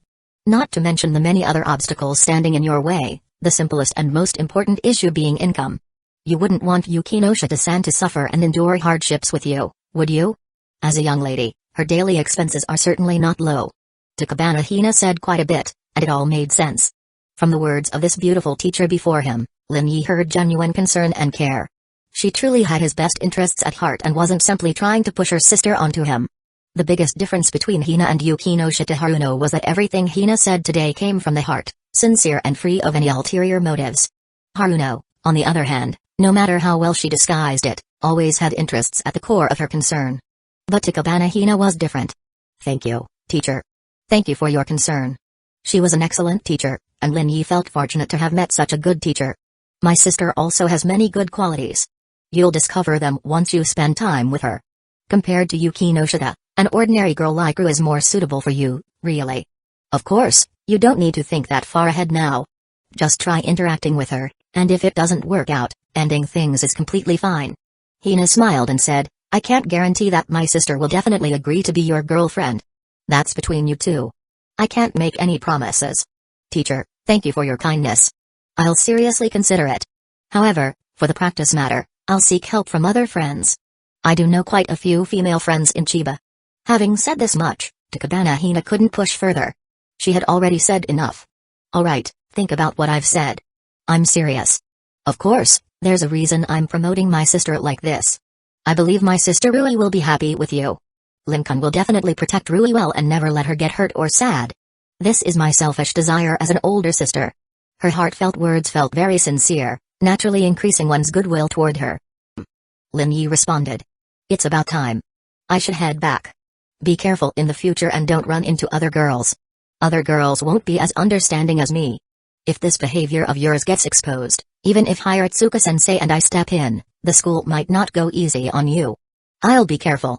Until the curse is resolved, I'll make sure to wear gloves. That's good. Takabana Hina stood up, patted her clothes, and after tidying herself, said, I'll head back now. Rua must be looking for me. Teacher, take care on your way back.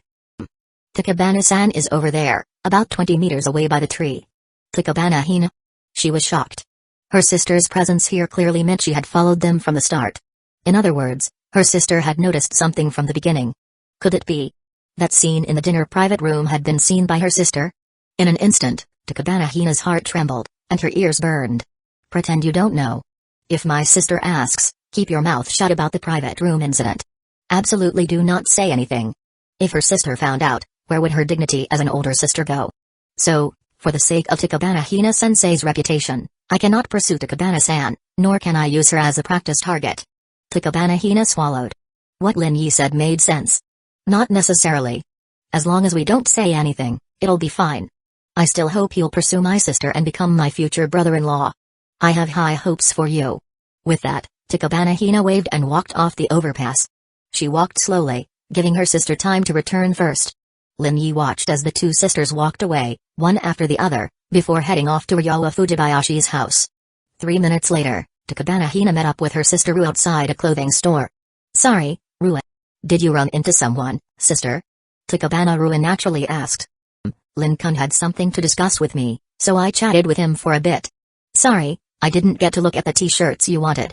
The blue-haired girl's expression flickered with surprise. She hadn't expected her sister to outright say she had met with Lin Yi. What did he want to talk about? It's a secret. Hina suddenly laughed, her tone a bit embarrassed. Actually, it's related to you. Huh? It's not really appropriate to tell you, but I thought about it and decided to let you know. Hina coughed twice. We talked a bit about you, about your good qualities and how to properly pursue you. I wonder when Lin-kun will officially start pursuing you, Rue. Takabana Rue. Really? Sister, please don't joke around. Why would I lie? My Rue is so cute. Isn't it normal for boys to like her? But I remember he likes Yukino Shita-san. He even confessed to her several times.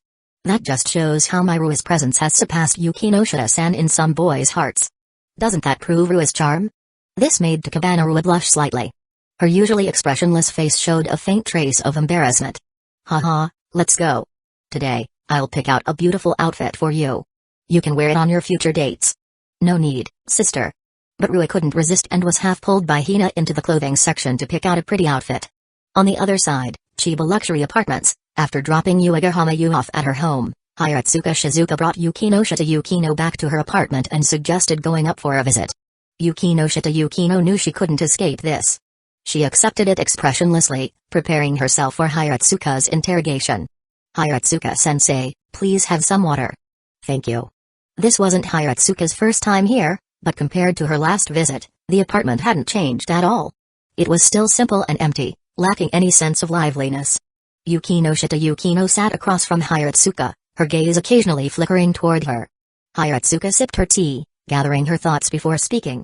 Yukino Shita, you've always been a good student in my eyes, top grades, excellent character, and someone I rarely need to worry about. At this point, Yukino Shita Yukino knew where this was going. Sensei, please speak directly. I know you've been under a lot of pressure due to your family and your sister Haruno, which has caused you to accumulate a lot of stress. But some methods of relieving stress are really not appropriate. Hiratsuka spoke while carefully observing Yukino Shita's expression, afraid of upsetting her. Seeing the girl's calm reaction, she continued, there are many ways to relieve stress: reading, watching movies, exercising, or even playing games. The black-haired girl's heart twitched.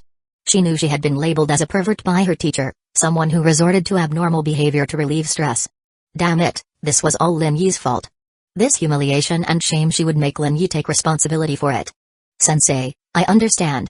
What else could she do? She could only say she understood. Exposing Lin Yi wasn't an option. If she dared to expose him, that man might really wave her undergarments around Subuhai. He'd get expelled, and she'd be socially ruined, unable to stay at Subuhai or even in Chiba. Hiratsuka, seeing the girl's response, still wasn't fully reassured. To prevent the girl from repeating this behavior, she felt it necessary to scare her, making her aware of the dangers if she were discovered. Have you watched adult anime? Yukino Shita Yukino? She was innocent but had heard of such things. Alright, I assume you haven't. But I think it's necessary to tell you about some of their plots. Hiratsuka showed no embarrassment. She was an experienced woman, but even she wouldn't dare to do what Yukino Shita had done. In that regard, she was weaker than Yukino Shita. Thus, discussing adult anime plots with Yukino Shita didn't faze her much. Some female protagonists are discovered by males with their shameful secrets, and the males use this to blackmail them, forcing the girls to do things. She didn't need to elaborate. She knew Yukino Shita could guess what those things were. Don't think this only happens in fiction. As long as a girl has a sense of shame and doesn't want her family or others to find out, she can be successfully blackmailed. Have you heard of telecom scams? They're less common in our country, but they do happen. In Zaya country next door, it's practically a disaster zone. Hiratsuka recalled the scams from a neighboring country. One of them involves nude chats. Scammers use internet technology to obtain private photos and contact lists of victims, then threaten to send the photos to everyone on the list unless they pay. At first, they demand a small sum, claiming they'll delete the photos after payment. But the result is that after the first payment, they'll demand more, squeezing the victim dry until they either run out of money or realize the scam and stop paying. This example made it clear to Yukino Shita Yukino that it was directed at her situation. As the daughter of the Yukino Shita family, if someone were to hold something over you, you'd be an even easier target than most. Yukino Shita Yukino lowered her head. Without being able to reveal the truth about the lunch incident, she could only humbly accept Hiratsuka's lecture. Thank you for the reminder, sensei. I understand. Something like this won't happen again. She had no choice but to accept it. Denying it would only make her teacher more worried.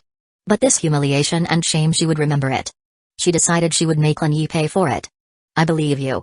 Hiratsuka finished the water in her cup. If you're stressed and need to vent, find a better method. Yuiga Hamayu is a good girl. Becoming friends with her and going out to have fun is also a way to relieve stress. I'll consider it. I'll head back now. Yukino Shita Yukino escorted Hiratsuka to the apartment door. Goodbye, sensei. Please be careful on your way back. Get some rest. Lastly, having a boyfriend is also a good option. Yukino Shita Yukino. I understand, sensei. Hiratsuka left and entered the elevator. Yukino Shita Yukino closed the door. She walked back to the sofa and sat down. She opened her hands, clenched her fists, and bit her lip. In front of sensei, I've lost all face. But thankfully, it was Hiratsuka-sensei who saw it. If it had been someone else. Yukino Shita thought of Lin Yi. One thing was certain, that guy wouldn't use this opportunity to threaten her and act out some adult anime scenario. That guy still had a moral bottom line. In terms of character, he was still somewhat trustworthy, right? Recalling her interactions with Lin Yi over the semester, Yukino Shita Yukino felt that they had been far more frequent than all her previous interactions combined. Under the influence of mystery and strangeness, she increasingly wanted to uncover the secrets Lin Yi was hiding. A mysterious player. A mysterious game, and those incredible abilities. All of it was real, and it piqued her curiosity. At the Fujibayashi household, as the agreed-upon time approached, Kyawa Fujibayashi had already tricked her sister into taking a bath first. Then I'll go take a bath first today. Ryawa Fujibayashi, holding her change of clothes, said to her sister. Go ahead. I'll take mine after you're done. Okay, sister. I'll be quick. Quick. You've been working hard all day. You should soak in the bath for a while and relax your body properly. I understand, sister. Under Kyawa Fujibayashi's watchful gaze, Ryawa Fujibayashi entered the bathroom. Hot water began filling the bathtub as Ryawa started washing herself. Meanwhile, Kyawa successfully took her sister's phone and sent a message to Lin Yi. Perfect? Confirming that Lin Yi was already on his way and would arrive at the agreed location in about 10 minutes, Kyawa Fujibayashi immediately returned to her room, changed into her sister's nurse uniform, tied up her long hair, and put on a nurse's cap. There's no way he'll recognize me like this. I'll just have to be careful with my voice. Finally, Kyawa draped a coat over herself to cover up the outfit. She put on her shoes, opened the door, and stepped out of the house, walking step by step toward the meeting spot. Chapter 115, Am I About to Be Confessed To? The sky was deep and pitch black, with stars twinkling one by one, and a full moon hung high, casting a golden glow that sprinkled down, bringing a cold light to the earth. Kyawa Fujibayashi felt the cold evening breeze and instinctively tightened her black coat.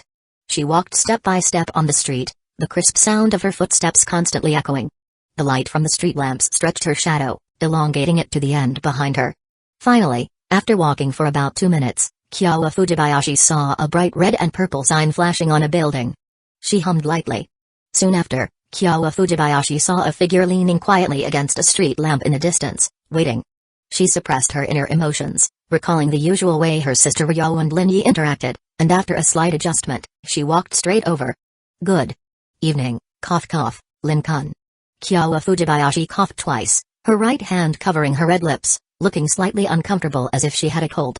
Her voice was a bit hoarse, slightly different from usual. Ryo, are you feeling unwell? If you're not feeling well, you didn't have to come out specially. Lin Yi didn't expect Ryowa Fujibayashi to come out despite feeling unwell. Seeing the nurse uniform the girl hadn't even had time to take off, could it be that she rushed over right after getting off work at the hospital? Even though she was feeling unwell, she still worked overtime at the hospital, and now she came directly to meet him without any hesitation. Lin Yi felt heartache for this gentle girl. It's nothing. Cough cough. Lin-kun's matters are more important. Kyawa Fujibayashi's voice was soft, very much like Ryowa Fujibayashi's usual way of speaking. The voices of the two sisters were somewhat similar to begin with, and now with the hoarseness, it was even harder to distinguish. However, Kyawa Fujibayashi was still a bit nervous, worried that Lin Yi would discover her identity. Your health is more important, my matters can wait. Lin Yi decided to send the girl back first. He made a move to send the girl back, but was met with her refusal. I have already come out. Kyawa Fujibayashi looked up at Lin Yi with a slightly stubborn gaze, immediately making Lin Yi realize the girl's determination. Since she had already come out, sending her back without doing anything would be a waste of her goodwill and time. Are you really not feeling too unwell? Kyowa Fujibayashi shook her head. However, she felt somewhat affirmed by Lin Yi's decision to send her back first. This guy still had some bottom line, caring for her sister and prioritizing her sister's health. But now she needed to find out the purpose of Lin Yi's late-night meeting with her sister. Alright, listen to me, and if there's anything you're unwilling to do, just speak up. Kyowa Fujibayashi nodded. Good, so far, everything was going smoothly. She wanted to see what Lin Yi had planned for her sister. It's like this, Ryo, I've recently acquired a rather special ability, but there's a bit of a problem with it. You could consider it a curse. I need your help to test and confirm it. Special ability? Curse? Kyowa Fujibayashi was baffled. But she didn't show it. She looked at Lin Yi with gentle eyes, signaling him to continue. Actually, this isn't the best place to test. Although it's nighttime and there aren't many people around, there's no guarantee that passers-by might notice our testing. I originally thought we could go to a nearby hotel. Lin Yi needed a private space.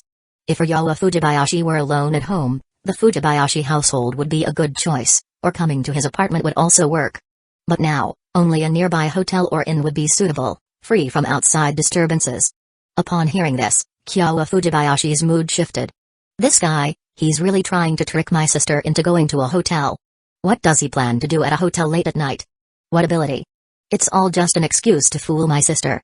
If my sister really believed him and followed him to the hotel, what would happen next? She knew all too well. This man was now truly showing his true colors. But given your current health condition, it's not suitable for you to accompany me for a long experiment, to fulfill my needs, so we won't go to the hotel, we'll do it here. Kyowa Fujibayashi? Does this guy have no sense of shame? Letting my sister accompany him here, to fulfill his needs? Kyowa Fujibayashi unconsciously took half a step back. What are you going to do? How should I put it? My ability is to obtain objects from the other person through physical contact. I will touch you with my hand, and the objects on you will appear in my hand. I'm not entirely sure about the conditions and scope of this ability, so I need someone to cooperate with me, to help me test and experiment. Lin Yi explained in a way that was as easy to understand as possible. But Kyowa Fujibayashi was shocked. What kind of special ability is this? It's just something any man could do. This guy, does he really think Ryo is a naive little girl who can be easily fooled, using such tricks to deceive my sister? But thinking about my sister's attitude towards Lin Yi, Kyowa Fujibayashi felt that even if Ryo knew Lin Yi's true intentions, she would probably still choose to cooperate. Kyowa Fujibayashi's inner emotions kept rising, her suppressed anger continuously spreading. At this moment, Lin Yi's voice interrupted Kyowa Fujibayashi's thoughts, and he took a step closer, which made Kyowa Fujibayashi's desire to distance herself grow, but she held back. And my curse is that in my unconscious state, if you touch my hand, have direct physical contact, your clothes will appear in my hand. And these clothes are usually undergarments. Lin Yi spoke very seriously, so if you're unwilling to cooperate with my testing, I won't force you. We can still be friends, and I hope you won't feel any psychological burden, thinking that you haven't helped me. If the girl felt too shy and unwilling, Lin Yi wouldn't force her. He would go find Nanace Ren for help. Up until now, Nanace Ren hadn't replied to his message. He guessed that Nanace Ren was probably overwhelmed with work at Chiba's Central Hospital. Kyowa Fujibayashi was utterly confused, her mind unable to process this. Judging by the man's tone, it sounded like he was telling the truth, but could such an ability exist in this world? Isn't this just a ploy to trick Ryo into taking off her clothes? She leaned more towards the latter. If you're willing, touch my hand. If not, shake your head, and I'll send you back. After all, it's about undergarments. Being touched by a man, most girls wouldn't be willing, so it's completely fine if you refuse. Kyowa Fujibayashi certainly didn't want her undergarments, or even her outer clothes, to end up in Lin Yi's hands. But she inexplicably wanted to give it a try, to expose this scammer's scheme. If she didn't accept, how could she expose him? She could only personally undergo the test. Kyowa Fujibayashi had already recorded everything. Once she exposed Lin Yi's lie, she could let her sister recognize Lin Yi's true colors through the recording. Her purpose for coming here would be achieved. Under Lin Yi's gaze, Kyowa Fujibayashi nodded, and her right hand slowly reached towards Lin Yi's outstretched right hand. The distance of less than half a meter took a considerable amount of time, as if an invisible force was separating the two hands. Under the white light of the street lamp, with the evening breeze blowing, the distance between the two hands kept getting closer. Closer, even closer. Finally, the two hands touched. Cool, somewhat firm, completely different from the feel of a girl's hand. A series of sensations flashed through Kyowa Fujibayashi's mind. She blinked back to reality. Now was not the time to think about the sensation, But about the undergarments? She glanced at Lin Yi's right hand, but saw no undergarments, not even a coat.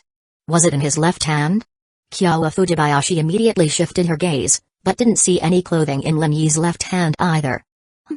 Involuntarily, she let out a sound of confusion. Lin Yi was also puzzled at this moment. According to his speculation, a girl he had saved and who had a favorable impression of him should trigger the pickpocket ability passively upon touching his hand, resulting in him obtaining her undergarments. But this test seemed to completely contradict his hypothesis. Could it be that the girl's affection wasn't high enough? Lin Yi dismissed this thought. In terms of danger, the peril at Kyoto Private Elite High School far exceeded that of the burning anomaly and the monstrous dog. The time he had spent with Ryowa Fujibayashi, facing hardships together, was also longer than with Takabana Hina and Yukino Shita Yukino.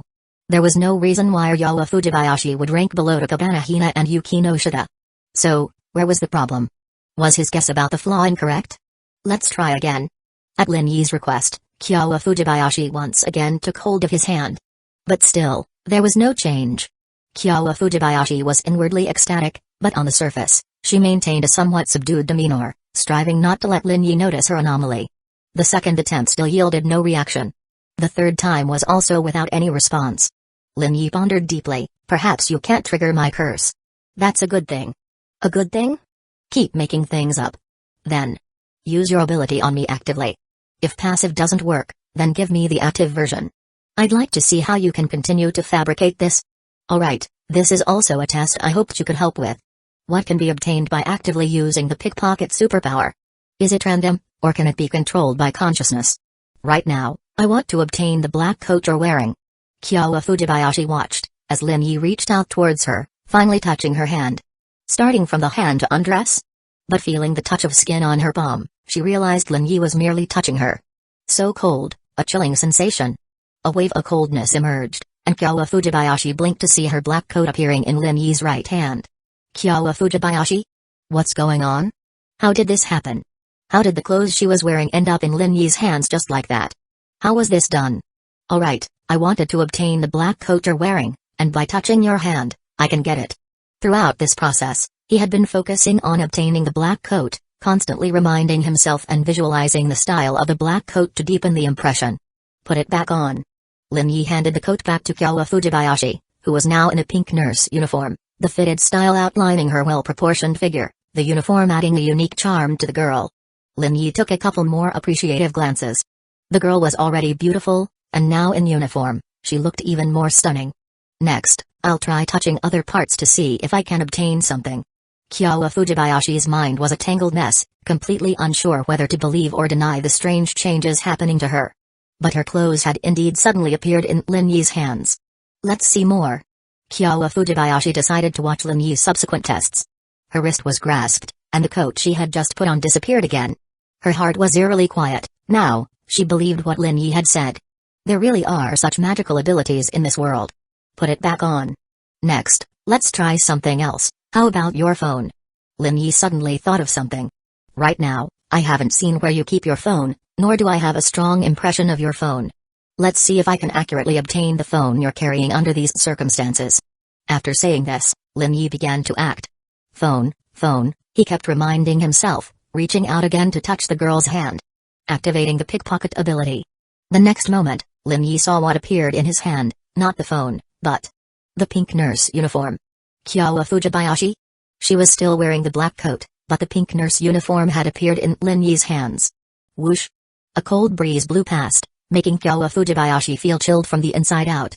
This ability is too bizarre. She thought that this guy could strip her of her undergarments in just an instant. Being stripped bare would only take a few seconds. Immediately, a faint blush appeared on Kyowa Fujibayashi's cheeks. She absolutely must not let her sister have too much contact with Lin Yi, or she might be stripped naked in no time. Lin Yi felt the weight of the nurse uniform in his hands, realizing the phone was inside it. He wasn't sure if this counted as a success or a failure. He looked around, confirming there was no one nearby, then said to the girl, "Sorry, please put your clothes back on first. Turn around." Since the nurse uniform was over her undergarments, and now with the black coat on, she didn't have to worry about being exposed, but the process of dressing again would be problematic. Lin Yi didn't hesitate and immediately turned around. Kyowa Fujibayashi took off the black coat and put the nurse uniform back on. After a while, she was fully dressed again. Aku. She suddenly sneezed. Sorry. Kyowa Fujibayashi shook her head. Let's end the testing here for today. I'll walk you back. Actually, there were many more tests he wanted to conduct, such as whether touching the girl over her clothes could successfully activate the skill and obtain the target item from her. For example, whether touching other parts of the girl could successfully obtain the target item. Or, in the case of not knowing the information about the target item, whether it could still be successfully obtained.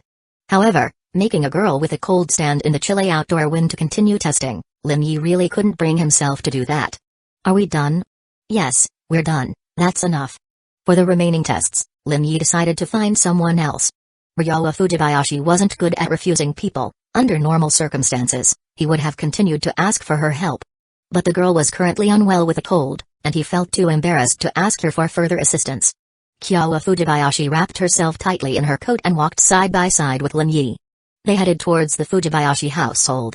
Along the way, Kyowa Fujibayashi kept thinking about Lin Yi's special ability. The ability was an undeniable fact before her eyes, but what concerned her was that Lin Yi had chosen her sister to help with the testing. What did this mean? It meant that Lin Yi trusted her sister, knowing that she would keep his secret. More importantly, involving undergarments, Lin Yi also believed that her sister would be willing to provide help. This level of trust was not simple. Kyowa Fujibayashi recalled her sister mentioning Lin-kun protected me. That day at the cinema, her sister and Lin Yi must have experienced something significant, definitely not just a common hero saves the day scenario with some thugs bullying her sister and Lin Yi stepping in. Something that had gradually faded from her memory once again surfaced in her mind. Kyowa Fujibayashi felt an urge to find out the truth, to get the real story from her sister. Meanwhile, Lin Yi, walking beside Kyowa Fujibayashi, was still pondering the same question: why did the flaw of the pickpocket superpower affect Yukino Shita Yukino and Takabana Hina, but not Ryowa Fujibayashi? What was the difference between this girl and the other two, and what did she have in common with Takabana Rue? Could it really not be related to saving someone, not related to affection? Next, he could only determine the flaw of his superpower through Nane's Ren. This still needed to be figured out as soon as possible. Lin Yi glanced at the girl beside him. If he ran into her sister while walking her back, he would probably be subjected to another round of questioning. Better to avoid that. Her sister. Wait. Lin Yi stopped and looked at the girl who had walked a few steps ahead before stopping. She tilted her head, a look of confusion on her face. Suddenly thought of something: maybe I shouldn't walk you to your doorstep. Your sister, Kyowa Fujibayashi, has always been wary of me, even warned me before, hoping I'd stay away from you. If I were to walk you home and coincidentally run into her, it might lead to unnecessary misunderstandings from Ms. Fujibayashi. Lin Yi came up with an excuse. Kyowa Fujibayashi nodded. But this reaction made Lin Yi even more certain of his speculation. He already had a method to confirm it. I'll take you there. Lin Yi pointed to the street lamp at the intersection ahead, and then watch you go home. That intersection was only 20 or 30 meters away from the Fujibayashi family's house, which was close enough. Afterward, the two reached the intersection, and Lin Yi watched the girl enter Kyowa Fujibayashi's home. Once he confirmed she had gone inside, Lin Yi, instead, quickly followed her. Sorry, besides being a pickpocket, I can also see through things. In no time, the interior of the Fujibayashi house appeared in his field of vision. No one on the first floor.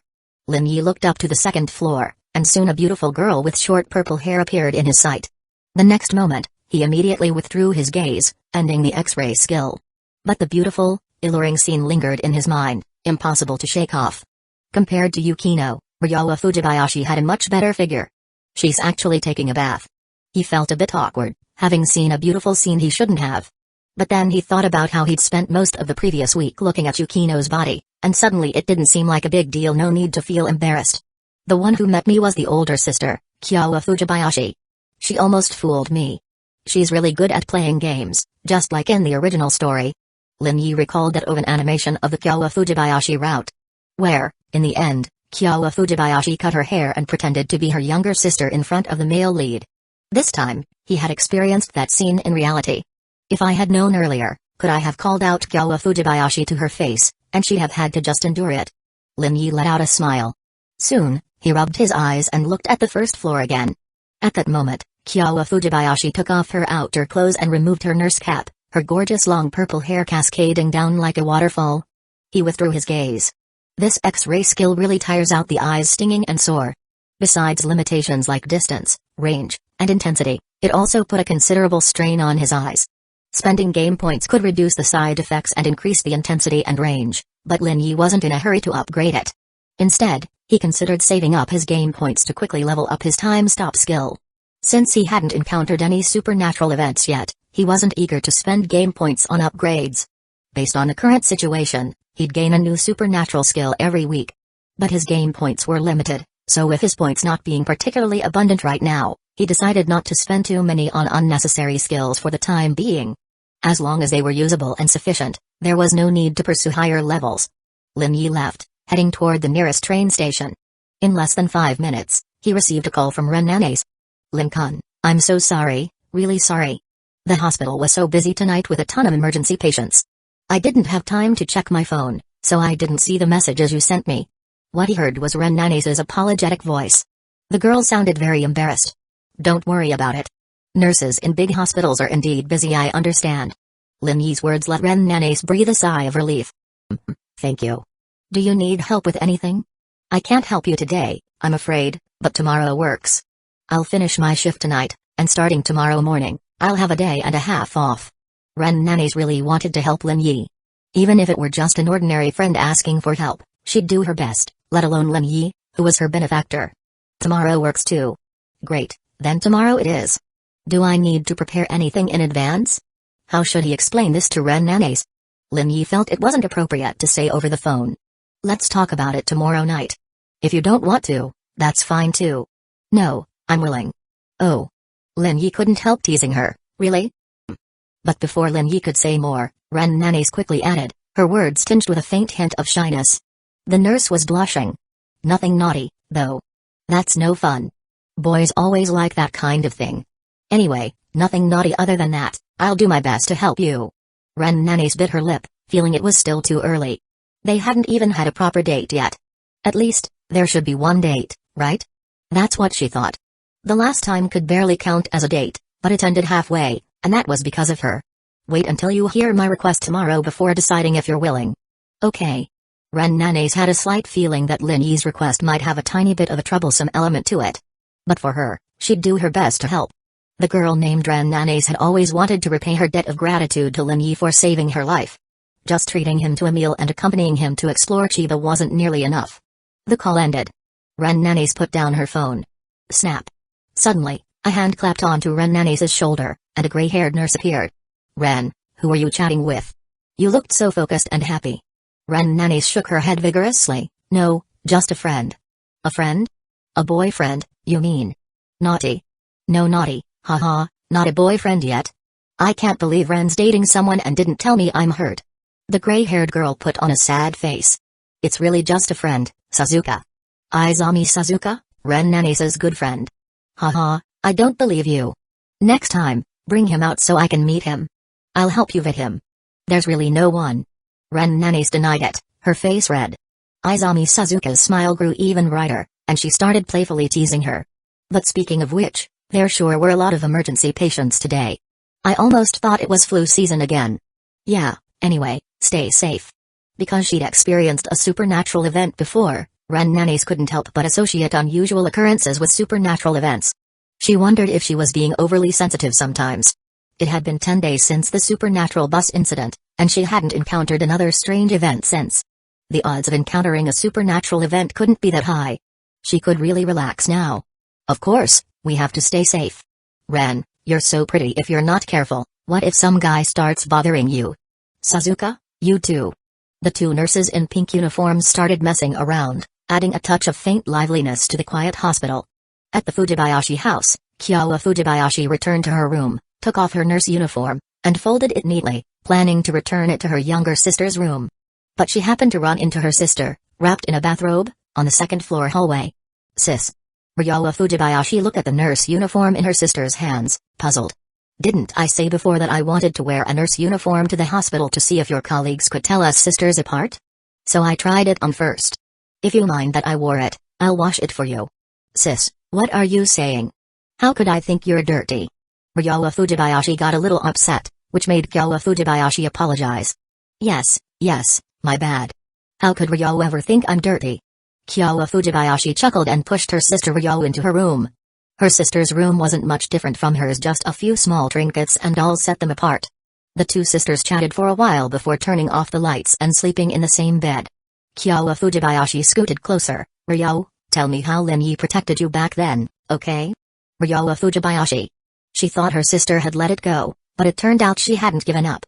If Ryo doesn't want to tell me, I'll just have to ask Lin Yi myself. I don't get why you won't tell me about something good. Sis, I hope you can understand me. Can we just let this matter rest? Sure, but you have to promise me one thing. Go ahead. Keep your distance from Lin Yi. Ryowa Fujibayashi fell silent. Keep her distance from Lin Yi? That was impossible. The warm, cozy girl's bedroom sank into silence. After a long pause, Ryowa Fujibayashi spoke slowly. Sorry, sis, I can't promise you that. Unexpected response. Kyowa Fujibayashi didn't say anything more, just hugged her younger sister from behind, but the intimately close sisters felt like something was missing at this moment. Their relationship had changed. The first thing Lin Yi did upon returning to his apartment was to clean himself up. It should be about the right time now. After checking the time, Lin Yi sent a message to Ai Hoshino. Beep beep beep. The phone vibrated. Lin Yi took out his Bluetooth earpiece, put it in his ear, and answered the call. Good evening, Ai-chan. Good evening, Lin-kun. On the other end of the phone, Ai Hoshino was lying on her bed, wearing only cute pink underwear, her fair skin exposed to the air. She occasionally swayed her legs, showing off her alluring side. Is the training tiring? Tiring, but it's okay, Ai-chan can endure it. This little bit of fatigue, Ai-chan can totally handle. Don't overwork your body, that's the basics.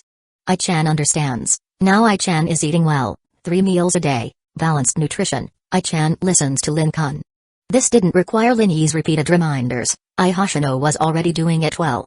To Ai Hoshino, Lin Yi was the person who treated her the best in the whole world. Lin Yi's advice, she must follow. Eating more is always good, you're too thin now.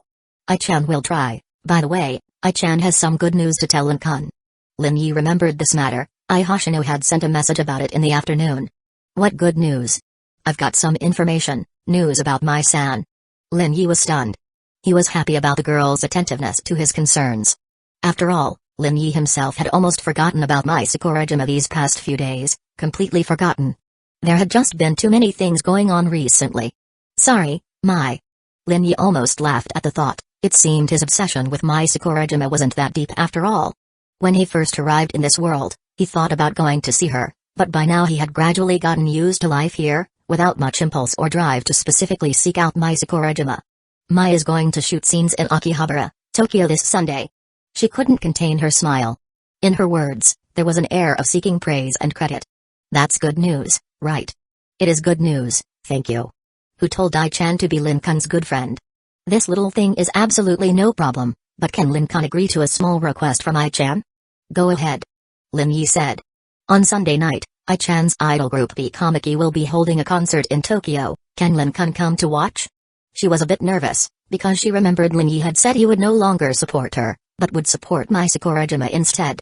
Although the two were life and death friends, Ai Hoshino still wasn't fully confident that Lin Yi would accept the invitation. Alright, I'll come, but the tickets are up to you, Ai-chan.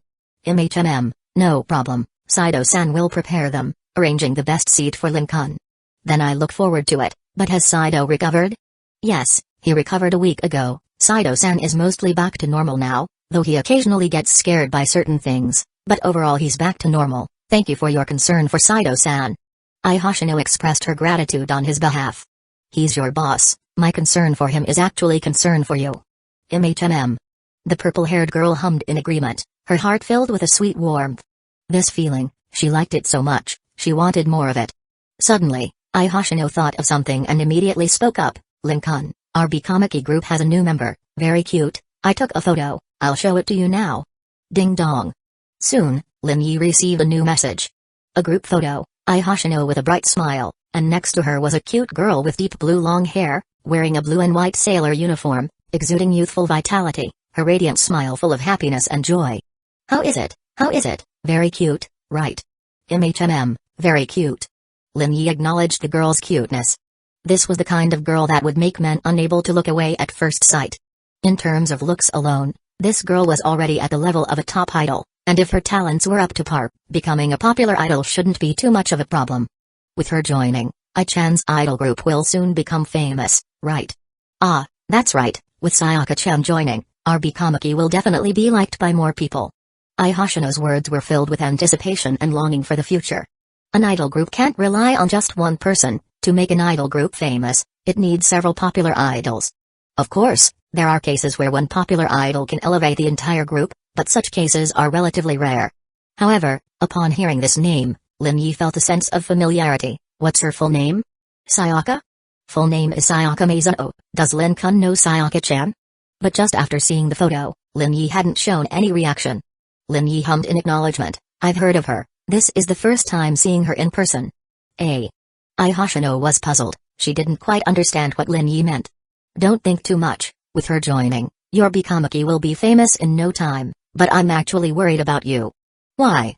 Sayaka Mizuno is so cute, she might very well replace you as the main center position. Hoshino?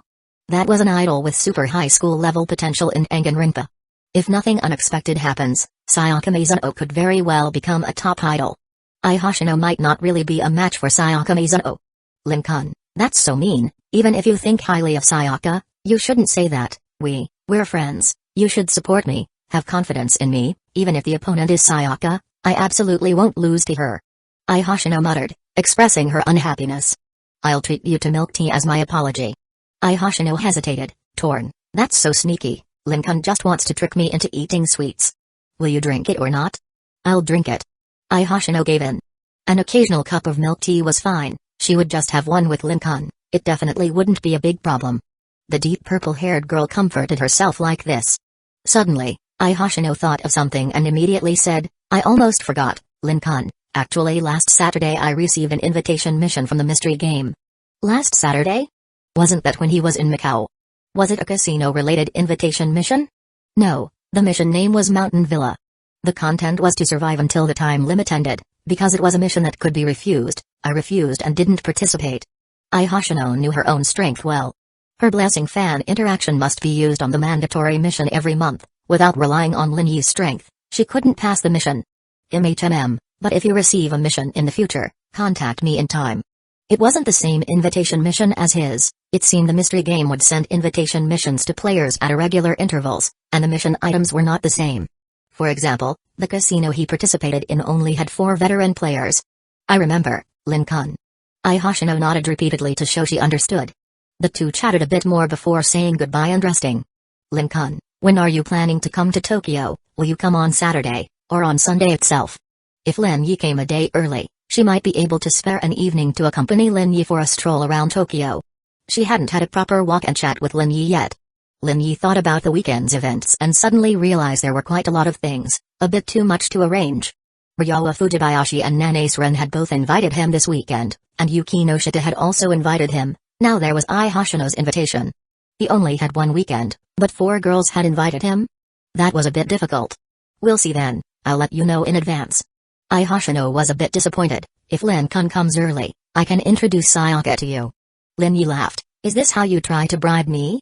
Am I that kind of person? Introduce me to all the girls in Bikamaki. Instantly, Hoshino pouted. No way, I'm not introducing them to Lin-kun. Lin-kun is too much of a playboy. Ha ha ha. Anyway, good night, Lin-kun. Good night. Lin Yi hung up the phone, stretched a bit, and then lay down to rest. Today was another exhausting day. Recalling the events of the day, there were quite a few.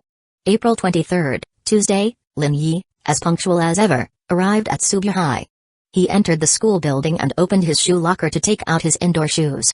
But upon seeing a letter on the shoe locker, he was momentarily stunned. Is this a love letter? Was he about to be confessed to? Could such a thing really happen? Chapter 116, Are you two dating? Yuki no Shita compromises. The letter appeared in his shoe locker. If it wasn't a love letter, what else could it be? But who would write him a love letter? Lin Yi thought about it, running through a mental list of people, but couldn't figure out who it might be. It couldn't possibly be Yuki no Shita, right? In Subu High School, aside from teachers like Shizuka Hiratsuka and Hina Takabana, he was closest to Yuki no Shita. They could be considered friends without any issue. But Yuki no Shita writing him a love letter? Impossible. That cold woman writing him a love letter? A curse letter would be more believable. No, that woman wouldn't even bother writing a letter, not even a curse letter. As Lin Yi pondered, he suddenly noticed a gaze coming from the direction of the school building entrance. He turned his head and saw a slender figure bathed in the morning sunlight. Her black hair fluttered in the breeze, and her deep blue eyes carried a faint trace of doubt. Their eyes met, and neither spoke first. "What is it?" Finally, the girl broke the silence, her voice cool and clear. At that moment, Lin Yi realized that his unconscious remark had been overheard by Yukino Shita. He was about to deny it but then waved his hand, signaling for her to come over. Yukino Shita grew even more puzzled but still walked step by step toward Lin Yi. The beautiful figure of the girl soon appeared beside Lin Yi. Lin Yi pointed to his shoe locker. "Yours?" "What?" Yukino Shita looked over and saw the letter inside the locker. "A love letter? Someone wrote Lin Yi a love letter? Did you write me a love letter?" Yukino Shita slowly raised a question mark in her mind. Coincidentally, several Subuhai students who were changing their shoes nearby cast incredulous glances, their eyes filled with shock. Yukino Shita writing a love letter to a boy? What a joke. Everyone knew that Yukino Shita was the most famous ice queen in Subuhai. Many boys had tried confessing to her, but all were mercilessly rejected. To this day, no one had succeeded, to the point where no boys even dared to humiliate themselves by confessing anymore. There were even rumors among the students that Yukino Shita doesn't like men, she likes women. Of course, this was mostly treated as a joke. But in the minds of Subuhai students, there was a consensus that Yukino Shita would never like a boy or date anyone. Yet now, the conversation happening before their eyes completely shattered this consensus, leaving them in a state of overwhelming shock. The black-haired, cool girl noticed the change in the atmosphere and felt the curious, shocked gazes from all around. "Please don't joke around. I just arrived at the school building. Do you think I had time to stuff a letter into your shoe locker? Moreover, are you sure this is a love letter?" Her two rhetorical questions immediately dispelled most of the doubts. Writing a love letter? Expressing feelings but only through a letter? If the person doesn't even have the courage to do more, I suggest they give up on love altogether. After mercilessly refuting the idea, Yukino Shita walked to her own shoe locker. She opened it, and several letters fell to the ground with a rustling sound. "As expected of you. There are still so many boys confessing to you." After all, she was a beautiful girl. Even with her fearsome reputation, there were still boys willing to give it a try. "Not long ago, you were among them." Picking up the letters, Yukino Shita glanced at Lin Yi. Lin Yi shrugged, completely unfazed. "Not anymore. I have a new target now." "You know that? The famous celebrity, Mai Sakurajima? Or that idol from Tokyo, Ai Hoshino?" Yukino Shita had a good memory. Lin Yi had only mentioned it once, but she remembered. She had even searched for the latter online. She was a cute girl. As for Mai Sakurajima, she was a well-known celebrity in Japan. Yukino Shita had seen her movies before. But if it weren't for Lin Yi mentioning Ai Hoshino, she wouldn't have known about her. Both. Yukino Shita didn't say anything more. She changed into her indoor shoes and closed her locker. Carrying the letters, she headed toward the classroom. Lin Yi followed quickly, walking behind her and admiring her slender, graceful figure. The Subuhai girl's uniform was slim and cute, perfectly showcasing the youthful beauty of a girl. And on Yukino Shita, it was especially dazzling. The standard uniform gave off a unique vibe. After the two left, the students at the shoe lockers finally let out a breath, and hushed discussions began. Even though they knew the Yukino Shita writing a love letter was a misunderstanding, it still sparked a wave of conversation. "Who's that guy?" "The exchange student from Zaya country next door." "Oh, right. I remember that exchange student confessed to Yukino Shita several times." "Haha, daring to say Yukino Shita wrote him a love letter? He's the first. Who knows? Maybe it's true. Ha ha ha." Upon arriving at the classroom, Lin Yi saw Yukino Shita place the letters into her desk drawer and begin preparing for the morning classes. The girl seemed to notice Lin Yi's curiosity and, for once, took the initiative to explain. "I'll deal with them after school. I won't read them." "Not going to throw them away directly?" She remained calm. "I used to throw them away directly, but once someone deliberately picked them up and read them out loud." "Got it. There's always someone who loves stirring up trouble." Yukino Shita herself didn't care and could ignore it, but the feelings of the person who wrote the letter would be different. It would feel like a public execution. For example, back in middle and high school, Lin Yi had no problem showing his essays to his teachers.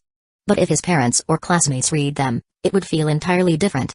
And love letters? That's even more sensitive. Yukino Shita. "You're really kind." Yukino Shita stiffened slightly, then immediately turned and sat up straight, leaving Lin Yi with a side profile. Lin Yi smiled and looked at the white envelope on his desk. To open or not to open? It was the first time he'd received a letter from an unknown sender, and it gave him a sense of novelty. Lin Yi opened the envelope and took out the letter inside. He noticed Yukino Shita react slightly, as if she had heard the sound of the envelope being torn open. Want to take a look? Yukino Shita showed no reaction. Lin Yi unfolded the letter and saw the neat, elegant handwriting on the paper.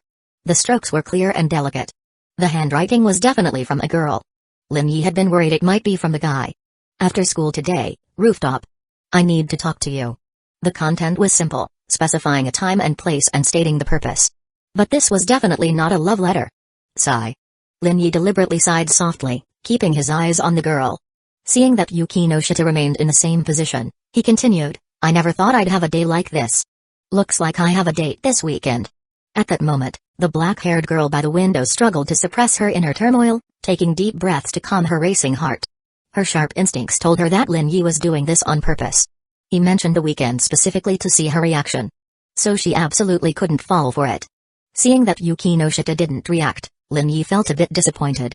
Just then, the unmistakable figure of Shizuka Hiratsuka, clad in her signature white lab coat, entered the classroom. Shortly after, the bell for class rang. Class begins. And so, a new day of classes started. During the lunch break, the students of Class J gradually left the classroom. Yukino Shita, carrying her lunchbox, glanced at Lin Yi before heading toward the classroom door, preparing to go to the service club.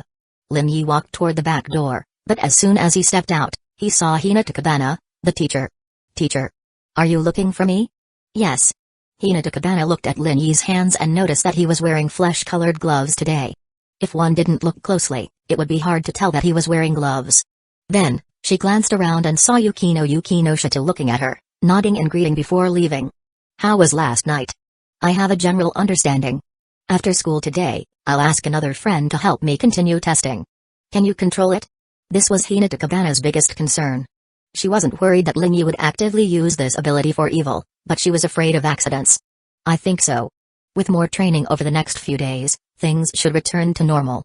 At worst, I'll just keep wearing gloves and maintain my distance from women. That was one solution, but in Hinata Kabana's eyes, it wasn't a long-term fix. You could consider my proposal. Thank you for your concern, teacher. Hinata Kabana knew that her proposal probably hadn't appealed to Lin Yi. If you have any problems or run into any issues, contact me. I'll do my best to help you. Okay, teacher.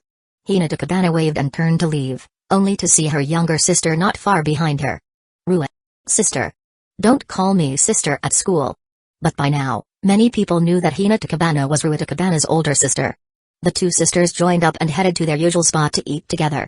Before leaving, Lin Yi noticed Ruita Kabana glancing at him, her gaze deep and thoughtful. Probably because of last night. Lin Yi made his way to the service club. As he knocked on the door and received permission to enter, he naturally said, "Where's my lunchbox, President?" After saying this, he noticed an unexpected guest in the service club. This wasn't exactly an uninvited guest. The pink-haired, bubbly girl was also a member of the service club. However, she had never come to the club for lunch during the midday break before. Lin Yi walked in and closed the clubroom door. At this moment, Yukino Shita's expression seemed slightly off. Yuagahama's arrival was something she hadn't anticipated. But since she was already here, and Lin Yi had already mentioned the lunchbox, she had no choice but to go along with it. Here. Yukino Shita took out another lunchbox and placed it on the table, pushing it slightly toward Lin Yi's usual spot. Thanks. Lin Yi took it and sat down in his seat. This entire process left Yuagahama stunned. Yukino Shita preparing lunch for Lin Yi. Were these two in a relationship? Yukainon, are you and Lin-kun dating? Yuagahama swallowed nervously as she looked at Yukino Shita. Yukino Shita's thought was that if Yuagahama didn't ask, she wouldn't explain. Sometimes, explaining things proactively could lead to more suspicion.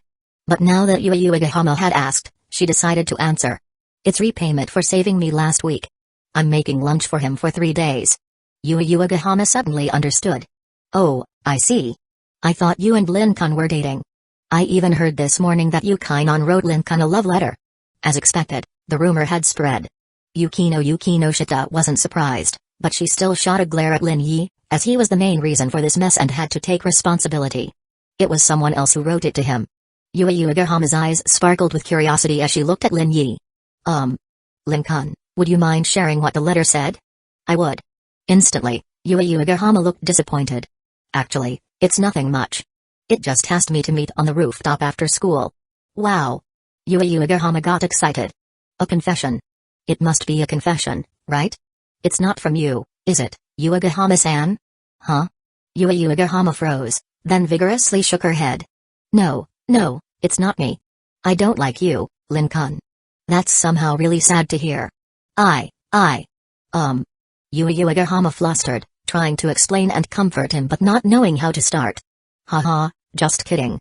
Don't worry about it. But the bubbly girl was already blushing furiously from Lin Yi's teasing. Lin Yi opened the lunchbox and saw the rich assortment of food inside: golden fried shrimp, tamagoyaki, rolled omelette, tomatoes, and broccoli. It was a balanced and appetizing meal. The only downside was the portion of rice was a bit small. Yuki no Shita, next time, could you add a bit more rice? Maybe double this amount. Okay. Also, I need to correct something you said earlier. What? It's not 3 days. It's a month. You refused back then. Yuki no Shita clearly remembered that Lin Yi had rejected her proposal a month's worth of lunchboxes in exchange for him agreeing to visit her home. But I ended up agreeing anyway. That was your way of making up for it. The two locked eyes, neither willing to back down. This made the pink-haired, bubbly girl nervous, fearing that the two might start fighting. Please don't fight, and please don't argue. Yuagahama was so tense she felt like crying. As the third party, she was under a lot of pressure. A girl asked me out this weekend. My schedule is tight. The implication was clear. This jerk, Yuki no Shita, clenched her fists. 2 weeks. For the first time, she had compromised with a man. She was very unwilling. 2 weeks at most. She gritted her teeth, staring firmly at Lin Yi, expressing her strong resolve. 2 weeks it is, then. 15 days. Holidays and weekends don't count. Excluding today, you still owe me 17 lunchboxes. Yuki no Shita didn't say anything, which was as good as an agreement. Only Yuagahama was curious about what could have made Yuki no Shita make such a huge sacrifice preparing lunch for a boy for 18 days. Compensation? Did Lin Yi do something bad to Yuki no Shita? But if it was something bad, why would Yuki no Shita be the one preparing lunch for Lin Yi? The bubbly girl's mind was spinning, completely unable to figure out the cause and effect of the situation. Yuagahama. Yuagahama tilted her head in confusion. What did he mean by Yuagahama? Was he referring to her hairstyle? Ahem, Yuagahama-san, I hope you can keep this matter confidential. If it gets out, I'll be fine. I have thick skin, but it might affect Yuki no Shita. This was something Yuki no Shita wouldn't say, so he had to say it for her. Don't worry. I won't spread it around. I'll definitely keep it a secret. No one else will know. Yuagahama repeatedly assured them. As Yuki no Shita and Lin Yi started eating their lunches, Yuagahama looked at the food in her own lunchbox and felt it was a bit lacking. Although her mother's cooking was delicious, she really wanted to try Yuki no Shita's cooking too. She was sure that if word got out that Lin Yi was eating Yuki no Shita's cooking, countless boys would howl in envy. Even she, Yuagahama, was envious. After school, Yuagahama finished cleaning her desk, said goodbye to her friends Yumeko, Mira and the others, and left the classroom. Yumeko, it feels like Yui hasn't been hanging out with us much lately. The bespectacled, bookish girl looked in the direction Yuagahama had disappeared. The blonde Yumeko Mira didn't think much of it. Maybe she's just busy. Yeah. I heard a new dessert shop opened on the shopping street today, Hina. Let's go check it out. Okay. The two girls left the classroom together. Yumeko Mira really wanted to invite Hayama, but the problem was that Hayama had soccer club practice today. Moreover, since the start of the week, she had noticed that Hayama seemed off, as if something was weighing on him. When she asked him directly, Hayama just smiled and said everything was fine. But as someone who always paid attention to Hayama, Yumeko Mira could tell that his words didn't ring true. On the way to the shopping street after leaving Subiu High, Yumeko Mira asked Hina Ebina, Hina, what do you think I should do to find out what's on Hayama's mind? Hina Ebina fell silent. She knew all too well how difficult this matter was. Yueko, why don't we think about how to cheer up Hayama-kun instead? This was an indirect way of saying there was no solution. Mira Yueko also knew the difficulty and, after some thought, nodded and temporarily accepted it. The two entered the train station, waiting for the train to arrive. Yuagahama arrived at the service club and found Yuki no Shita already there. Let's go to the cooking classroom. Today, they had promised Yuagahama to teach her how to make cookies. Aren't we going to wait for Lin-kun? Yuagahama looked at the last member of the service club who hadn't shown up yet. No need. He told me he's meeting a girl on the rooftop after school today, so he won't be joining the service club activities for now. He's really going. Isn't he afraid of making Yuki no Shita upset? Yugahama was well aware of the school gossip, especially the fact that Lin Yi had confessed to Yuki no Shita multiple times, which she remembered vividly. Could it be that Lin Yi has already given up on his feelings and pursuit of Yuki no Shita? What's wrong? Shouldn't we go take a look? That wouldn't be appropriate. At this, Yugahama hummed in agreement and followed Yuki no Shita to the cooking classroom. Yuki no Shita had already reserved the cooking classroom with Miss Hiratsuka and obtained the key. After opening the door and entering the cooking classroom, Yuki no Shita began preparing. Yugahama offered to help, but her flustered movements caused flour to scatter everywhere, giving her a bad premonition. I'll handle it. No need to rush or panic, Yugahama-san. Making cookies is just about following the steps. The taste won't be amazing, but it won't be bad either. The pink-haired girl nodded vigorously. Lin Yi arrived at the rooftop as promised, but upon opening the door, he didn't see the girl he expected. Not here yet. He was early. Lin Yi looked around and confirmed that the sender of the letter hadn't arrived yet. He walked over to the railing and looked down at Subiu High. On the sports field, boys in gym uniforms were shouting and playing soccer. Lin Yi spotted a familiar figure. Ayama, the famous handsome guy and popular student at Subiu High. As in the original story, he was still single. If he wanted to find someone to date, it would be so easy. That's the advantage of being good-looking. Of course, Ayama wasn't just handsome, he had a great personality, was the ace of the soccer team, and came from a good family. In terms of dating, he was a top-tier candidate. Click. The rooftop door opened behind him. Lin Yi didn't turn around immediately. Only after the door closed again did he look back. In that instant, his eyes widened in surprise. He had thought of many possibilities, but he never expected the sender to be Ruetakabana. But now that he saw it was Ruetakabana, it made sense. Takabana-san, what did you want to talk to me about on the rooftop? The blue-haired girl in Subiu High's uniform walked forward, stopping about 2 meters away from Lin Yi. I want to ask about my sister. Her voice was calm, without much fluctuation. But being alone with this girl, Lin Yi couldn't help but think of the first scene from the original story. After watching so many normal anime, the opening of this one was quite explosive. But the steamy scenes? Loved it. That was his thought when he watched the first episode in his past life. Takabana-san, as the teacher's sister, you should know more about her than I do, right? Last night's incident. Did Hina Takabana not explain? A slip-up. Lin Yi thought Hina Takabana had handled everything since she hadn't sent him any follow-up messages, but now he realized he had misjudged the situation. What happened last night? I hope you tell the truth. I can overlook your actions last night. Sorry, I don't understand what you're talking about. Ruetakabana pursed her lips and remained silent. She wasn't entirely sure either. Meeting Lin Yi here was just an attempt to see if she could uncover the truth. I saw you taking advantage of my sister. Lin Yi froze. She saw it? From Ruetakabana's position, it was possible. But rather than her seeing it, he thought she might have sensed something was off and was now trying to bluff him. I see. Ruetakabana was puzzled. Let me ask if I took advantage of your sister, then. With that, Lin Yi took out his phone and was about to call Hina Takabana, but Ruetakabana reacted quickly, grabbing his wrist. Wait. Don't you want to confirm if I took advantage of your sister? Asking directly would be simpler, right? After all, my denial alone doesn't mean much, does it? The blue-haired girl pursed her lips but lacked the confidence to refute. From the start, Takabana-san, you've already decided I did it. So, my answer doesn't matter much, and I can't prove I didn't do it.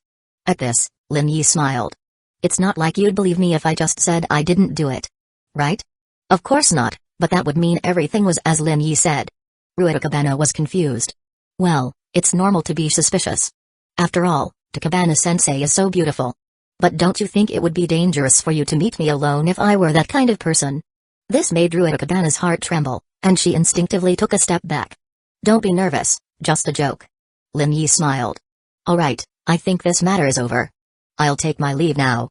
If you have anything else, just message me, Takabana-san. Putting a letter in my shoe locker almost made me think I received my first love confession.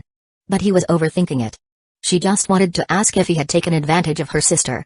The truth was, he had, and it was more than just a little. Wait. As they passed each other, Ruetakabana suddenly spoke again. She turned to look at Lin Yi's profile. There's one more thing. What did you and my sister talk about alone last night? Takabana-san, were you following us? Please answer my question. Really want to know? Ruetakabana nodded. If I tell you, you might not believe me. Please tell me. I'll judge whether it's true or not. Takabana-sensei wants me to pursue you. Pursue me? Wait, why would my sister want you to pursue me? Shouldn't it be you asking my sister about me, expressing your interest, and wanting to pursue me? This is completely different from what my sister said. She told me a lot about your good qualities, saying that if I successfully pursued you, you'd make me lunch every day as my girlfriend, and that you'd be an excellent girlfriend. She even encouraged me to try. Being spoken of like this by a boy she had only known for a few days, Rukongai couldn't help but feel a bit embarrassed. But I declined. I appreciated Takabana-sensei's kindness, but how could I actively pursue you? The next sentence shocked Rukongai. 2 weeks ago, I made a bet with Takabana-sensei that you would actively pursue me. If I pursued you, wouldn't that mean I lost? With that, the confusion in Rukongai heart was finally explained. That's why her sister made the agreement with her, that even if she fell for Lin Yi, she must never actively pursue him. So Lin Yi and her sister had this bet. But why did they make this bet? Why did her sister want Lin Yi to pursue her? Please tell me the details. Lin Yi shook his head. That's all for today. If you want to know more, go ask Hina Takabana-sensei. I won't give you the answer. Facing Lin Yi's refusal, Rukongai didn't give up. Please tell me. As a reward, I can make you lunch. She continued, you can't trust my cooking skills. You'll like the lunch I make. But Lin Yi still refused. Goodbye. He waved and left. However, as he left the rooftop, he sent a message to Hina Takabana, briefly explaining his conversation with her sister, Rukongai, on the rooftop. But Lin Yi didn't receive a reply immediately. Next, Lin Yi looked around and decided to head to the cooking classroom first. Come in. After the knock, Yukino Shita's voice sounded. Lin Yi walked in and saw 2 girls wearing aprons, busy making cookies. Lin-kun, you finished already? Yeah. How did it go? Hyuga was curious. Are you 2 officially dating now? This made Yukino Shita slightly raise her head, casting a glance toward Lin Yi. No, we just talked about how I wouldn't pursue her. She even offered to make me lunch, but I refused. Since I already have Yukino Shita-senpai making lunch for me, why would I need another girl to do it? Hyuga's mouth formed an O shape. Lin Yi really does like Yukino Shita more. Seeing Hyuga's reaction, Lin Yi knew his teasing had hit the mark. Haha, don't believe it. It's just a joke. She came to ask me about something, not to confess or ask to date me. What a shame. I thought today I'd experience my first confession from a girl, but it turns out I misunderstood. Hyuga couldn't help but comfort him. Well, someday in the future, a girl will definitely confess to you. Really? Thanks for the encouragement. How about you, Hyuga-san, help me fulfill this little wish. Huh? In her shock, she immediately shook her head. She didn't even realize it until after she reacted, and her expression looked like she was about to cry. What an amusing reaction. Lin Yi's smile grew even brighter. But this didn't lessen Hyuga's embarrassment and awkwardness. Alright, don't take it to heart. It's just a joke. 10 minutes later, the cookies were done. On the left were Yukino Shita's cookies, which tasted fine standard fare. But on the right. Sorry, I can't try these. The blackened, lumpy cookies looked like they'd give him food poisoning if he ate them. Both girls stared at him. Lin Yi stood up. I just remembered I have something to do. I'll head back now. I already took a leave from club activities today. Without giving Yukino Shita a chance to refuse, Lin Yi dashed out of the cooking classroom. Only a dejected Hyuga remained. He was just getting a little revenge on you. They look bad, but the taste is fine. Yukino Shita took a bite and froze. Why, despite her step-by-step guidance, did Hyuga's cookies taste so terrible? It was strange. Lin Yi left Subuhai and headed for his destination, Chiba Elementary School. Today's mission was to investigate Chiba Elementary School for clues about the supernatural. If possible, he'd deal with it on the spot. He wondered if Kyowa Fujibayashi was still at Chiba Elementary School at this time. Chapter 117, Kyowa Fujibayashi in Danger. Lin Yi transforms. Chiba Elementary School, the school bell rang, signaling the end of the day. One by one, the elementary school students left with their backpacks. In the faculty office, colleagues bid farewell and left one after another. Good work today. Fujibayashi, how about grabbing a drink today? That was the elementary school's head teacher, already in his 30s. He had been quite proactive since Kyowa Fujibayashi joined the staff. I have plans with my sister today. Kyowa Fujibayashi declined with a smile. She was well aware of the man's intentions. Especially after learning that he was already married, she understood even more clearly. Unlike her student days, Kyo no longer resorted to violence to reject advances from colleagues. Entering society, the once fierce and wild girl had mellowed, tempered by the trials of what is called society. What a pity. The middle-aged man shrugged regretfully and left. He didn't press further, seeming to take it in stride. Whether he succeeded or not didn't seem to matter much to him. It was all about luck. One by one, the colleagues left. Kyo Fujibayashi stayed until the end, becoming the only person left in the faculty office. This is the last time. It didn't come yesterday. It should appear today. If she could win this third game, she would no longer have to face the eerie harassment of that little boy, and it would never appear at Chiba Elementary School again. What game should I choose this time? She needed to pick a game she was confident she could win. A few minutes later, Kyo Fujibayashi put down her book and left the office. Not long after, she saw the pale, blue-eyed little boy at the usual spot. Compared to last week, the boy now had a bloody scar on his forehead. Kyo could even faintly smell the faint scent of blood in the air. Even though it wasn't her first time seeing him, the purple-haired girl's heart still raced unnaturally, trembling with fear. Good afternoon. Kyo Fujibayashi took the initiative to greet him. A slightly friendly greeting to reduce any potential malice from the other party. Good afternoon, Fujibayashi-sensei. The little boy grinned. He waved his hand and led Kyo to a classroom. Soon, the classroom door closed, leaving no gap whatsoever. What game should we play today? The little boy was full of anticipation. Fujibayashi-sensei is really amazing. You've beaten me twice already. You said that if I win this time, you won't bother me anymore. Not only will I not bother you, but I won't bother any other teachers at the school either. The little boy smiled brightly, the liquid from the scar on his forehead flowing down his cheek as if he didn't notice it at all. That's good. Let's start. This time, I will definitely win against you. Then today, we'll play. But before Kyo could finish, the little boy spoke first. Guess which hand the candy is in. Kyo saw a red candy appear in the little boy's hand. I have a friend in that world. He played this game with someone and lost so badly, lost everything, haha. So, sensei. I want to play this game with you. Guess which hand the candy is in? He moved his hands behind his back and began shifting the candy's position. Ding ding ding. The pale little boy extended two clenched fists. Sensei, guess. You have 5 seconds. Left hand, or right hand? If you guess correctly 2 out of 3 times, you win. Kyo held her breath and stared intently at the 2 hands. Left hand, or right hand? Left hand. Are you sure? Right hand? No, left hand. I'm sure it's the left hand. Kyo clenched her teeth and insisted. Ding ding ding. The little boy opened his hands. Nope. Kyo's face turned pale, her heart trembling, but there was still a chance. Then, the second round begins. The little boy shifted the candy's position again, and soon, the 2 hands were back in front of Kyo. Sensei, guess. Kyo's breathing quickened. She felt like her heart was about to burst out of her chest. Calm down, you need to stay calm, Kyo. Your sister Ryo is waiting for you at home. Ryo still needs your protection, you absolutely cannot fall here. Believe in you, you can definitely do it. Left hand, or right hand? Fujibayashi Kyo looked back and forth, making her choice. Right hand. The little boy opened his right hand, empty, with no trace of candy. Fujibayashi Kyo felt dizzy, lost, all guesses were wrong. Teacher, there's nothing in the left hand either. At this moment, the pale little boy smiled brightly and opened his left hand, which was also empty of candy. Fujibayashi Kyo's eyes widened. At this moment, she realized, she had been tricked. It's not fair, how could anyone guess correctly?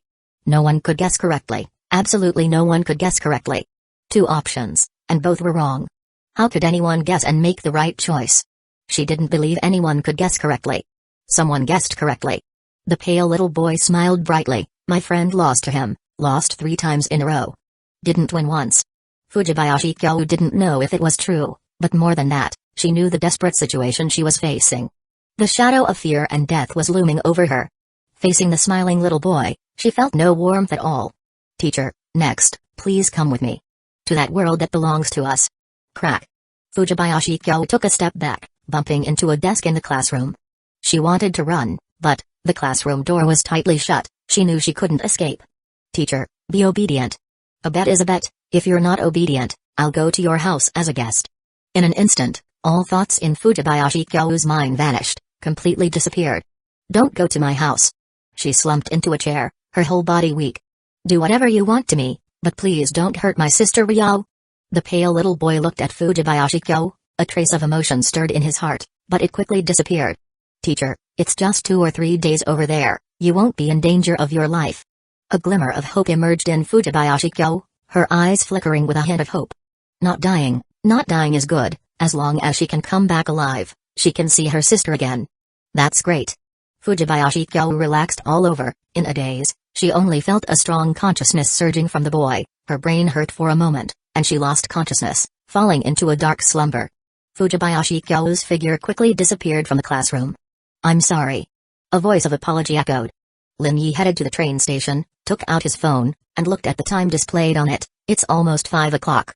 He estimated that by the time he arrived at Chiba Elementary School, there would probably be no teachers or students left. Lin Yi boarded the train, took the elevator to the nearest station to Chiba Elementary School, got off, and headed to the restroom inside the station. Rustling. Lin Yi took off his Subu High School uniform and changed into the casual clothes he had specially brought in his backpack today. In no time, he changed into an inconspicuous black sportswear. He jumped a bit, feeling the rebound from the sports shoes. Lin Yi felt in good condition. Let's go. After changing, Lin Yi walked out of the restroom, determined the direction of Chiba Elementary School, and walked step by step.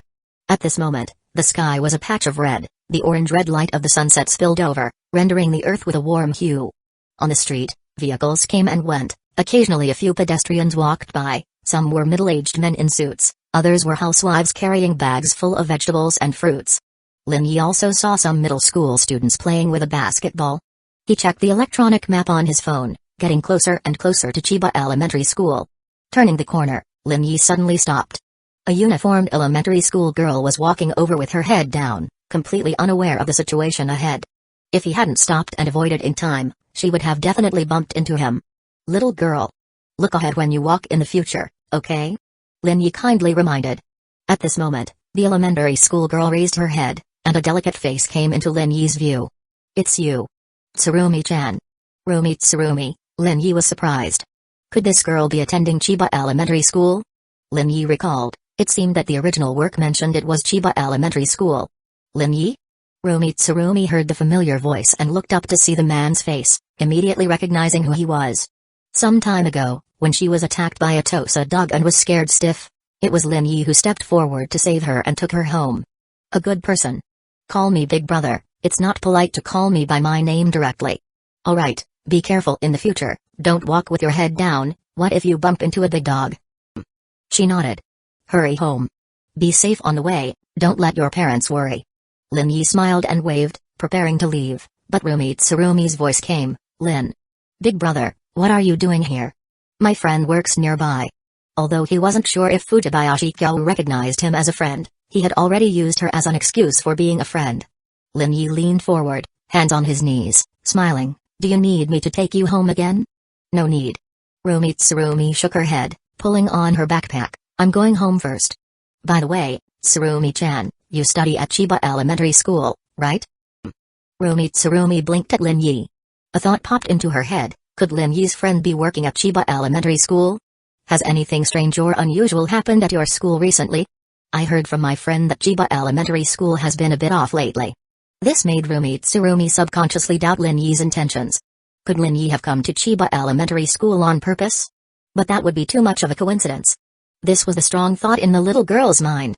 I've heard from classmates that there's a ghost in our school. A ghost. Haha, isn't that just your classmates trying to scare you? Tsurumi suddenly felt that maybe she was overthinking, this person clearly didn't seem like someone who believed in ghosts, so how could he have come to Chiba Elementary School on purpose? Believe it or not, there's something strange in our school. Ha ha ha. In Lin Yi's view, if the anomaly at Chiba Elementary School was very dangerous, then the school should be engulfed in an inexplicable shadow of death and fear, and the school should be closed, not operating normally with teachers and students coming and going. This indicated that the anomaly at the school currently had a minor impact, within controllable limits. Tsurumi, seeing Lin Yi's mocking disbelief, didn't argue further. Those not involved with Chiba Elementary School, who hadn't experienced the anomaly, wouldn't believe her words. She almost thought Lin Yi had came to Chiba Elementary School specifically to deal with the anomaly. Goodbye, Big Brother. Tsurumi said goodbye, her voice somewhat cold. Lin Yi watched the girl disappear around the corner, his expression returning to calm. Even if there's a big commotion, it won't be linked to me. Lin Yi muttered to himself and then set off. A few minutes later, He arrived at Chiba Elementary School, where the twilight cast a strangely desolate and cold atmosphere over the school. Lin Yi didn't enter immediately but walked around the perimeter of Chiba Elementary School.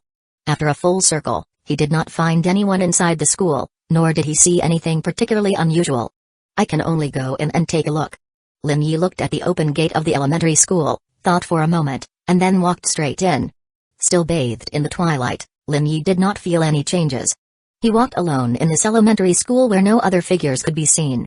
The sound of his footsteps, tap, tap, tap, was exceptionally clear. Lin Yi suppressed his emotions, his eyes darting around to observe, occasionally even using his X-ray vision ability to look inside the buildings. But he found nothing, no strange entities at all. And there was no prompt from the eerie game either. No eerie presence? Or is the eerie being aware of the danger and not daring to come out? Or perhaps it was hiding somewhere, secretly watching him? Lin Yi wondered if it was a matter of timing. Could it be that the eerie would only appear after nightfall? If so, there might be no chance to find the eerie today. After one round, Lin Yi found no issues, nor any useful clues. He went inside and even knocked on the classroom doors. But there was no response. If the eerie doesn't show up, how can he deal with it? Lin Yi felt a headache coming on. No wonder it's said to take 10 days. It must take a lot of time to find the eerie before you can solve it. And this method is the biggest challenge. After 2 rounds, seeing that he still hadn't found any trace, Lin Yi had no choice but to temporarily give up. He had a date with Nanny's Ren tonight, so he should go meet the girl first. As he walked out of the Chiba school gate, Lin Yi turned around, ready to head to the train station along the road, but he saw the little girl, Rumi Tsurumi, who should have already gone home. "Little Tsurumi, you haven't gone back?" Lin Yi greeted her proactively, but in his heart, he was already on high alert. Could this little girl be a transformation of the eerie? If so, that would be quite cunning. This eerie has intelligence. "Big brother, why did you come to our elementary school?" Facing the girl's counter-question, Lin Yi maintained his smile. "My friend is a teacher at this school." Rumi Tsurumi fell silent, unsure how to verify the truth of Lin Yi's words.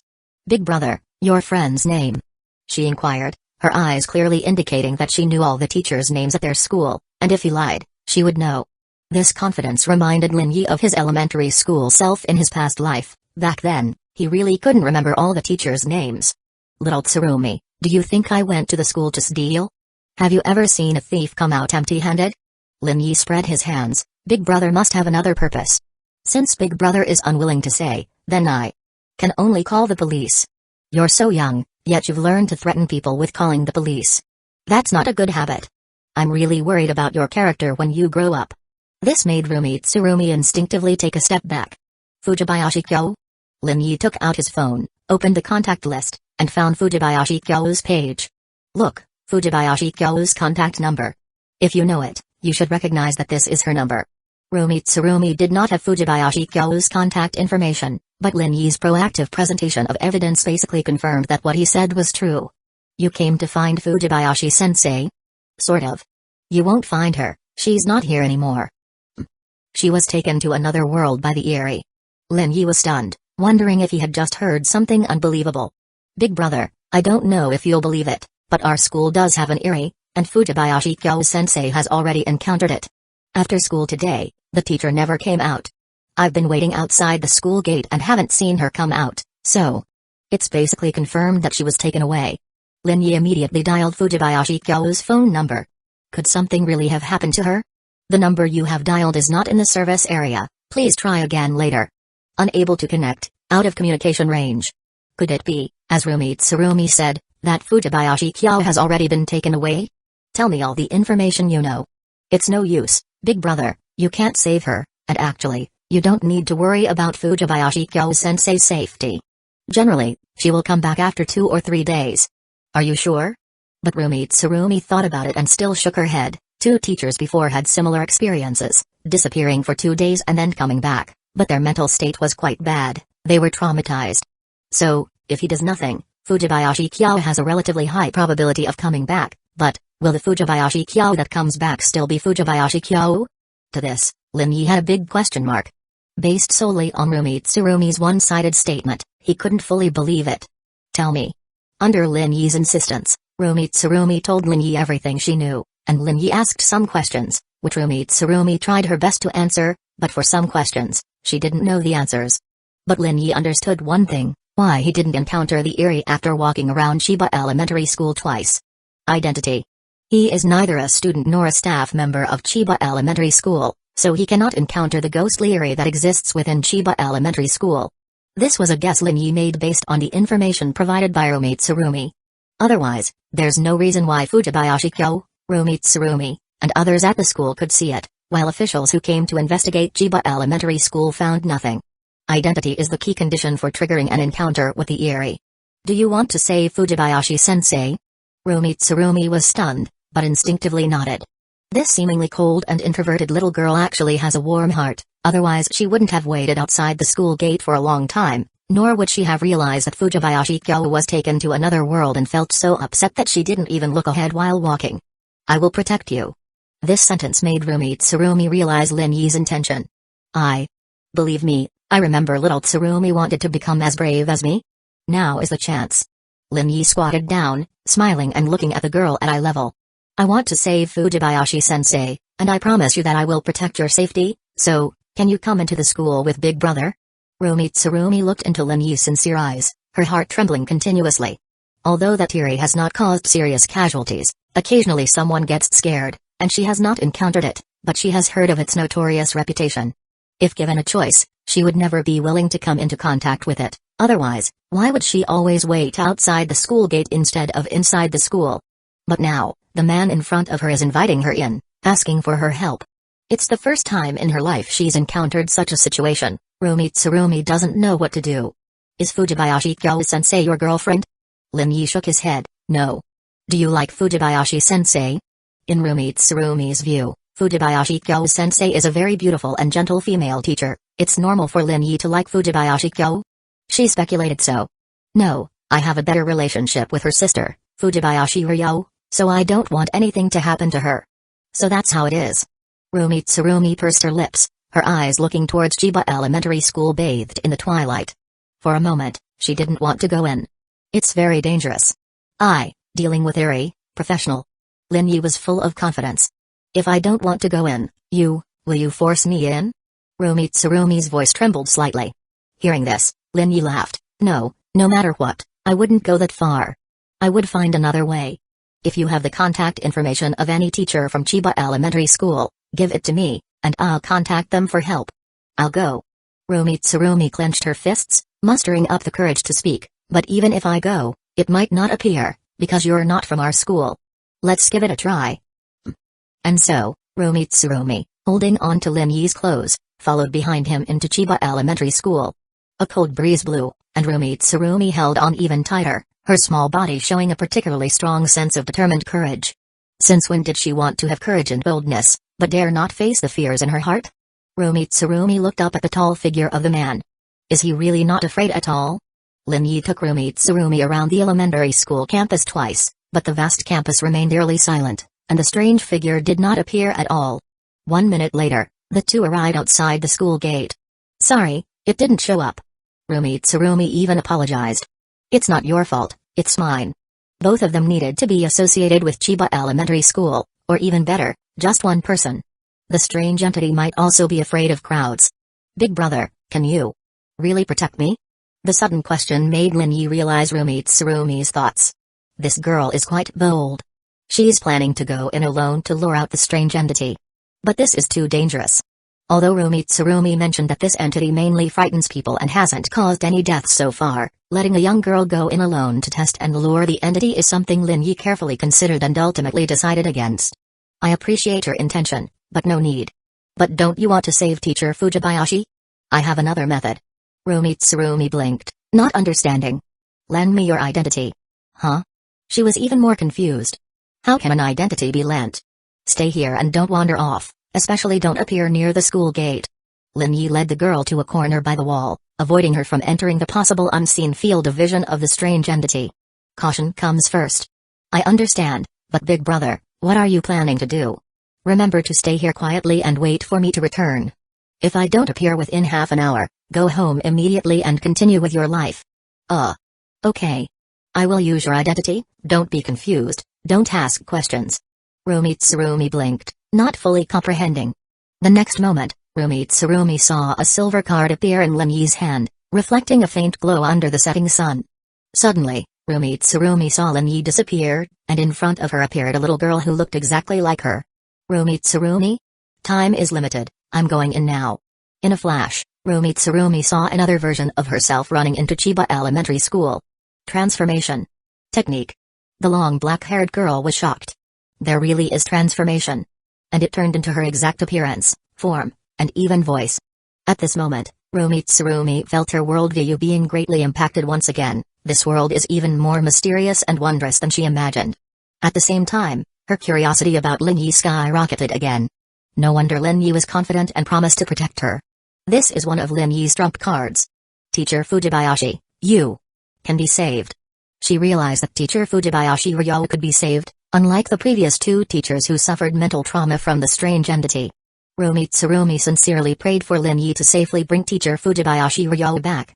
Lin Yi stepped back into Chiba Elementary School. He had considered forging an identity to gain access to the school, but time was not on his side. The longer Fujibayashi Ryo stayed, the more danger she was in. So, he used the primary disguise identity card he obtained from the strange game. 1 minute. If the strange entity didn't appear within 1 minute, he would have to find another way. This is a big loss, Fujibayashi Ryo, you owe me. Lin Yi couldn't help but think, and the next second, he felt an unusual presence. Clearly, that was the gaze of the strange entity. Good, the identity disguise card worked. The strange entity had already locked onto him. It should appear soon. Lin Yi's biggest worry was that the entity had already achieved its goal for the day and stopped, but it seems that wasn't the case. This entity has a big appetite. It doesn't want to let go of this fat sheep that appeared. Let's play a game. Suddenly, a childish boy's voice rang out. Lin Yi turned to look, seeing a back figure. Who are you? Lin Yi spoke in a childish voice. Swish. The little boy ran, darting into the nearest classroom in a few steps. Lin Yi quickly followed without hesitation. Even if it was a dragon's den or a tiger's lair ahead, he had to venture in. Click. The door suddenly closed. Inside, it was dim, a stark contrast to the sunset hues outside. Click. A pale blue light turned on, illuminating the classroom. A little boy with his back turned slowly turned around, looking at the little girl by the door. You finally came. Let's play a game. Play a game. Let's play together, Rumi Tsurumi. Hee hee hee. Accompanied by a chilling laugh, the room was filled with a sinister atmosphere. The pale boy's face had a cracked wound, blood flowing down. Where is Fujibayashi Ryo? Teacher Fujibayashi. So you came for Teacher Fujibayashi. She's not here. She's gone to another world. If you win the game against me, I can take you to another world to find Teacher Fujibayashi. Let's play a game, play a game. The boy's smile grew wider. The man outside can't come in. He can't enter here, no one can. Can't I get out? Win the game against me and you can get out. If you don't win, you can't get out, no one can get out. What about you? Huh? The boy instinctively expressed confusion. The strange voice's confusion sounded even more abnormal. The next moment, the strange entity saw the little girl transform into a tall man. Pale little boy. What's going on? What happened? You are a strange game player. This man is indeed a strange game player. The pale boy's emotions changed. Don't you think it's a bit late to realize now? Let's play a game. Sure, the game is chosen by me. No, I decide, we'll play. Guess which hand has the candy? The pale boy extended both hands. Teacher Fujibayashi lost in this game. She won the first 2 games but lost in this one. If you guess correctly, I'll take you to see Teacher Fujibayashi. At this moment, the pale boy was brimming with confidence. Lin Yi only had one thought in his mind, do strange kids all like to play this game? If you lose, send her back. But he shook his head, can't do that. Whether he truly couldn't or didn't want to, it was unclear. Lin Yi realized he had no choice but to go. I hope Fujibayashi Ryo is still safe now. Chapter 118, Sister's Debt, Sister's Repayment. Facing the pale little boy's refusal, Lin Yi spoke bluntly, is it that you can't do it, or that you don't want to do it? I can't do it. He shook his head in denial. 3 days. In 3 days, the teacher will return. She won't die, so take me to see her. The little boy seemed to realize something, his eyes slowly widening, making his already prominent eyes even more noticeable. Blood vessels spread across them like a web. So, you like Teacher Fujibayashi? Lin Yi didn't explain. There was no need to explain to a supernatural entity. The rules of the game are simple. The little boy continued. Guess which hand the candy is in. Best 2 out of 3. If you guess correctly twice, I'll take you to see Teacher Fujibayashi. Guess. Left hand or right hand? Guess correctly twice, and you can see the Teacher Fujibayashi you like so much. 5. 4. Lin Yi glanced at him and said, left hand. The little boy opened his left hand. A candy lay quietly in his palm. Wow. You're amazing. You're so lucky. Teacher Fujibayashi never guessed it right even once. The little boy danced around, more excited than if he had won himself. Now. Round 2. He immediately put both hands behind his back, fumbling around for a while before bringing them back in front. Left hand or right hand? 5-second countdown. His smile was bright, but the blood from the wound on his forehead dripped down his cheek. Left hand? Probably not. Lin Yi's right hand gripped the little boy's right wrist. It doesn't seem to be there either. The touch was icy, devoid of any warmth. Which one? Guess quickly. The little boy urged, seeming to grow impatient. Neither hand has it. In an instant, the little boy froze. Open both hands. A liquid dripped from his forehead, blood, or perhaps sweat. Under the pale white light, the little boy slowly opened his left hand. It was empty. Then, he began to open his right hand. At that moment, a smile spread across his face. It's in the right. But as he opened his hand, he realized the candy he had just placed in his right hand was gone, vanished without a trace. Neither hand has it, right? Lin Yi asked with a smile. You. The little boy was about to accuse him, but Lin Yi's voice cut him off. So, guess where the candy is now? The little boy was drenched in sweat. This guy. He's really troublesome. Lin Yi released the little boy's hand and stared coldly at him. Take me to see her. Click. The classroom door opened. Let's go out first. Lin Yi didn't move, his gaze unwavering. Take me to see her. The little boy's heart turned even more. I can't trick him into leaving. Teacher Fujibayashi will be back in 3 days. Oh? I'm telling the truth. That place is dangerous. Even if you're a supernatural player, there's a high chance you'll die there.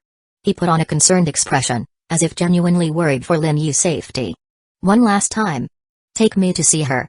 Take me to see Kyowa Fujibayashi. Lin Yi's words were firm, without a hint of hesitation. Supernatural entities also had to follow rules. They could set traps, deceive with words, and mislead, but they could never break the rules. Violating the rules would result in backlash. Don't blame me if you die.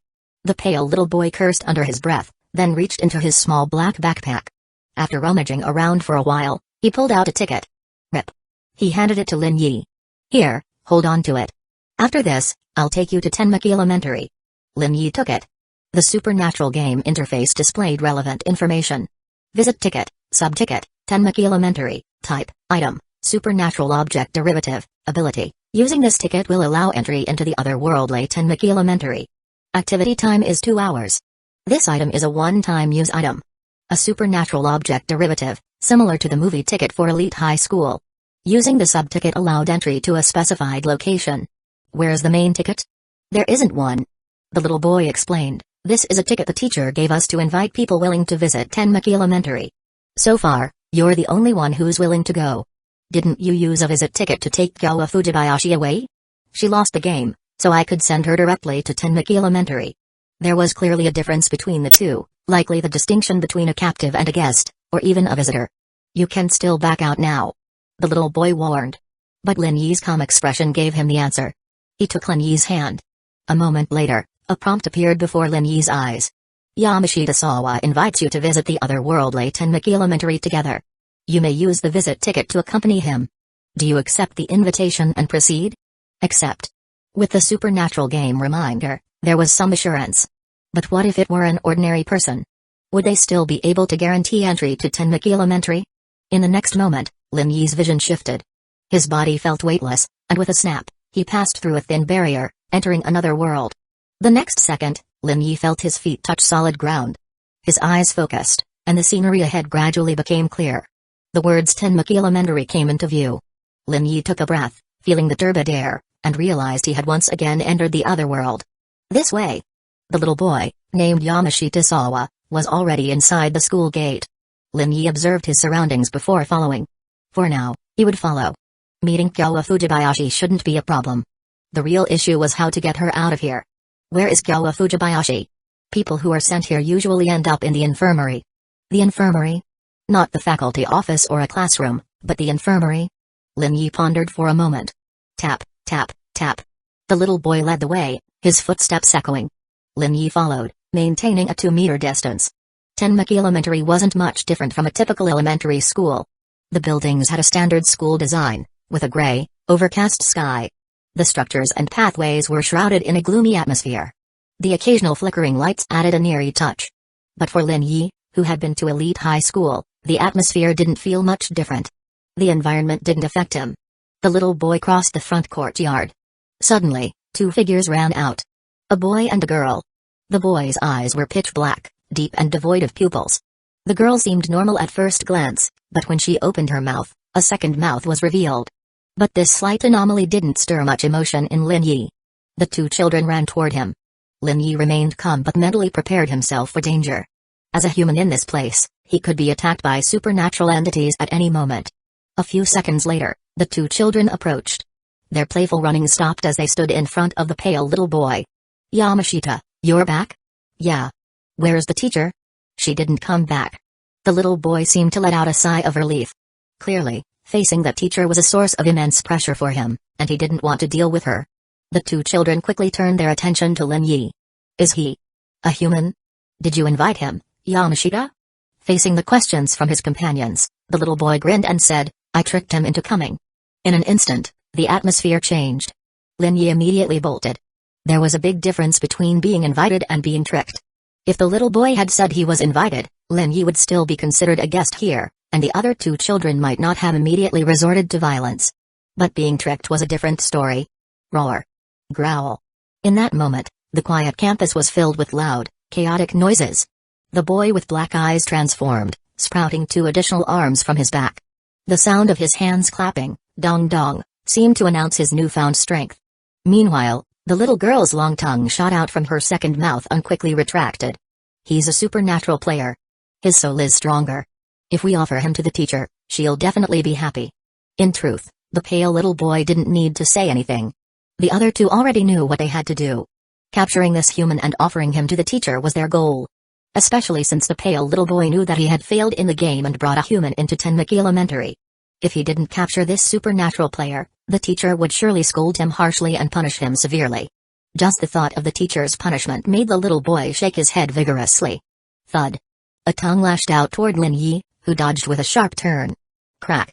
The wall behind him splintered. The destructive power was no joke. Lin Yi ran as fast as he could while simultaneously observing his surroundings. The infirmary. Where was the infirmary? After running for a while and causing such a commotion, Lin Yi still hadn't seen any other supernatural entities. He tentatively concluded that there were only these 3 supernatural beings in Tenmeki Elementary for now. 3 was already enough to surround him. Suddenly, Lin Yi spotted a familiar figure ahead. The pale little boy. "You haven't taken me to Sekiowa Fujibayashi yet. Teacher Fujibayashi is in the school. I've already brought you here to find her. Just come quietly, and I'll take you to her." Lin Yi chuckled. He turned and ran in another direction, only to find the 4-armed boy blocking his path. Lin Yi was now surrounded from 3 sides. "Don't worry. You won't die. Stop resisting. You can't escape." The 3 children slowly closed in. Lin Yi looked at them and said, "How about we make a deal? Let me see her first. How about you take a nap first?" Clearly, the pale little boy wasn't taking any chances. With ordinary humans, they might have been more trusting, but this was a supernatural player, someone with all sorts of special abilities and tricks. They had to be thorough. Lin Yi sighed softly. "Well, I was planning to keep up the act a little longer." The 3 children paused, "But I guess I'll come clean. I'm actually really strong." "The 3 children?" The pale little boy was the first to laugh. "Oh really? Show us how strong you are." But in the next second, Lin Yi disappeared. "Where did he go?" the little boy asked, and the other 2 children nearby were equally confused. In the blink of an eye, Lin Yi had vanished. "Yamashita, on your body." Suddenly, the little girl noticed something and called out. "Huh?" He looked down. There was something small and black attached to him. In an instant, his eyes widened. It was a grenade. Boom. A loud explosion rang out. Boom boom. 2 more followed.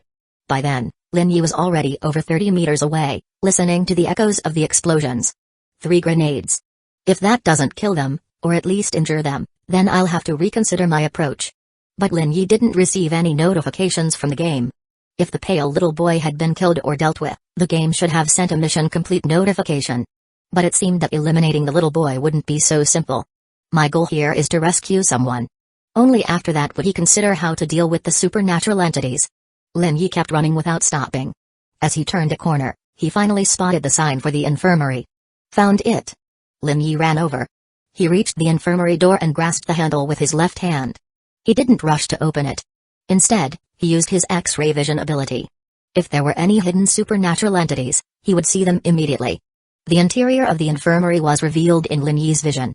From the outside, the infirmary looked small, but the inside was surprisingly spacious, completely disproportionate to its exterior. White curtains divided the room, creating barriers around the beds. Lin Yi continued using his X-ray vision skill, but his eyes began to ache. He rubbed them with his right hand. The farther the distance and the more obstacles, the more the strain increases exponentially. It's exhausting. It was a limitation of his current level of X-ray vision. Lin Yi turned the handle with his right hand and stepped inside. At the very least, he was certain that aside from the people lying on the beds, there were no supernatural entities present. On the second-to-last bed lay Kyowa Fujibayashi. As Lin Yi walked, he pulled back the curtains, quickly scanning the other patients. Even though he was sure Kyowa Fujibayashi was on the second-to-last bed, he still checked the others, hoping to gather more clues. The people lying on the beds looked pale, occasionally frowning or changing expressions, as if trapped in nightmares. Soon, Lin Yi reached Kyowa Fujibayashi's bed. Swish. He pulled back the curtain and saw her familiar, delicate face. Fujibayashi. Fujibayashi, wake up. Calling out to her didn't work. Lin Yi considered shaking her awake but decided to test it on the person in the neighboring bed first. Wake up, wake up. But the older woman remained unconscious, showing no signs of waking. They can't be awakened. Lin Yi checked the area but found nothing unusual. He then turned his attention to Kyowa Fujibayashi, conducting a similar inspection. Again, he found nothing out of the ordinary. How could he wake her up? He had no idea. Let's get out of here first. If the three children had any brains, they would have realized by now that he came to the infirmary. They might even be waiting outside, ready to ambush him when he left. I hope that's not the case. Lin Yi reached out and grabbed Kyowa Fujibayashi, supporting her body as he prepared to carry her out. Guest. You can't do that. A calm, almost watery voice spoke up. Lin Yi immediately turned his attention to the 10th bed. With a creak of the bed frame, a figure sat up. Swish. The figure appeared. It was a woman dressed in black casual clothes. She casually took a white lab coat hanging nearby and draped it over herself. Lin Yi immediately recognized her identity, the school doctor. The school doctor smiled warmly, but her eyes were sharp and cold. You can't take my patient without my permission. She's my friend. No, you can't. The female school doctor shook her head. How am I supposed to take her away? Hearing Lin Yi's question, the female school doctor's interest peaked, her lips curling into a smile. It's simple. Just give her a shot. She didn't seem worried about Lin Yi taking Kyowa Fujibayashi away. Instead, she walked straight to a cabinet in the distance, opened it, and took out a vial and a syringe. Soon, she returned to Lin Yi's side, her expression growing even more delighted. Once the guest receives the injection and wakes up, you can take her away. Really, I promise you, there's no lie in my words. Can you trust such airy words? You can, but not entirely. What is this? Lin Yi looked at the reddish-purple substance inside the vial and asked. Nightmare. It's a good thing. Injecting it will give you beautiful dreams. Beautiful dreams? Looking at Kyowa Fujibayashi's current expression, it didn't seem like she was having a beautiful dream at all. Occasionally, there might be nightmares. The probability of nightmares seemed quite high. 9 people injected, 9 nightmares, that's a 100% rate. So, what will the guest choose? Leave immediately? Or take the injection and then leave with your friend? Of course, I want to take her away. But after we leave here, how do we return to reality? That's a secret. I can give you a shot. After the injection, I'll tell you. Lin Yi felt that this female school doctor probably didn't know the answer. Alright, I can take the injection, but I need you to wake my friend up first. Only then will I take it. Oh. The female school doctor stared at Lin Yi for a moment. Lin Yi spoke again, if you keep staring at me like that, I'll feel embarrassed. She was taken aback, then her smile brightened. Alright. Since the guest is so interesting, I'll make an exception. She went back and retrieved a blue reagent. Soon, the syringe was filled with the blue liquid. It's not poisonous, is it? Of course not. It's all natural and has no side effects. However, she'll still need to sleep for a while until the effects of the nightmare wear off. Lin Yi had no choice but to believe her. If she really wanted to harm Kyowa Fujibayashi, He wouldn't be able to tell. Inject her first. Lin Yi pointed to the person on a neighboring bed. You're quite a troublesome guest. But the female school doctor didn't refuse. Instead, she injected the blue liquid into the middle-aged woman on the neighboring bed. In less than 10 seconds, Lin Yi saw the woman's furrowed brows relax, and her entire body seemed to release a sense of ease. It seemed to be true. Alright, now it's time to inject your friend. The female school doctor administered the injection, her movements skilled and without a hint of hesitation.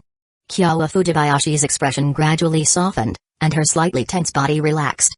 The female school doctor turned to Lin Yi. For you, guest, I've paid a great price. So now, it's your turn to receive the injection. But seeing that Lin Yi didn't move or respond, the female school doctor's expectant expression slowly changed. Her emotions seemed to be stirred by something, and her tone grew colder and more agitated. Guest. You're not thinking of breaking our agreement, are you? Right? Breaking the agreement. Fine. I can force it, he.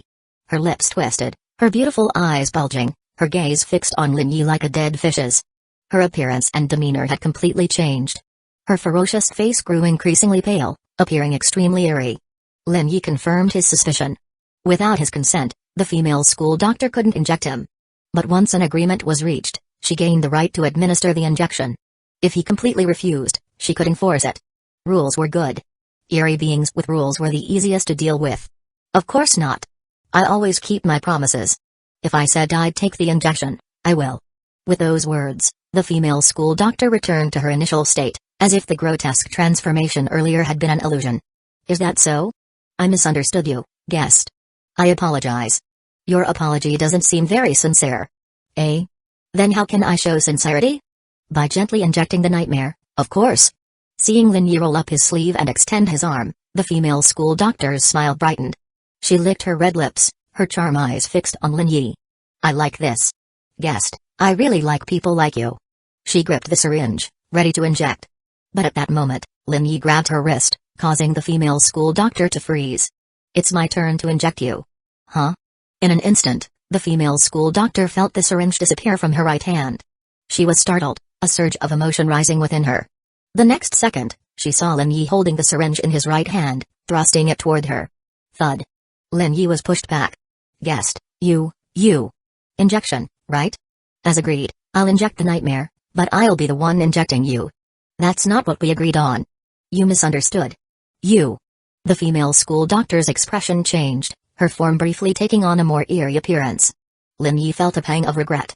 His earlier miss meant he had to use time stop again. Time stop, activate. The second time stop. Everything fell into silence once more. The female school doctor was completely still.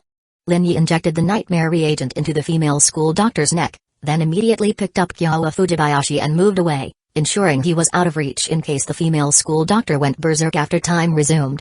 In the final few seconds, Lin Yi approached the medicine cabinet and saw 2 purple nightmare reagents and a blue one. He quickly grabbed them and stuffed them into his waist pouch. 15 seconds passed quickly. Time resumed its flow.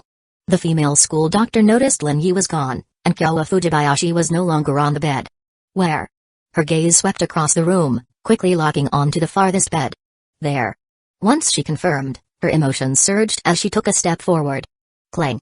The next second, she felt an overwhelming fatigue, waves of drowsiness washing over her. It's the nightmare. When? How? When had she been injected? Why hadn't she noticed at all? Thud. She collapsed to the ground. Lin Yi appeared in the distance, watching her. The female school doctor struggled to lift her head, her eyes filled with anger and resentment. Have a good sleep.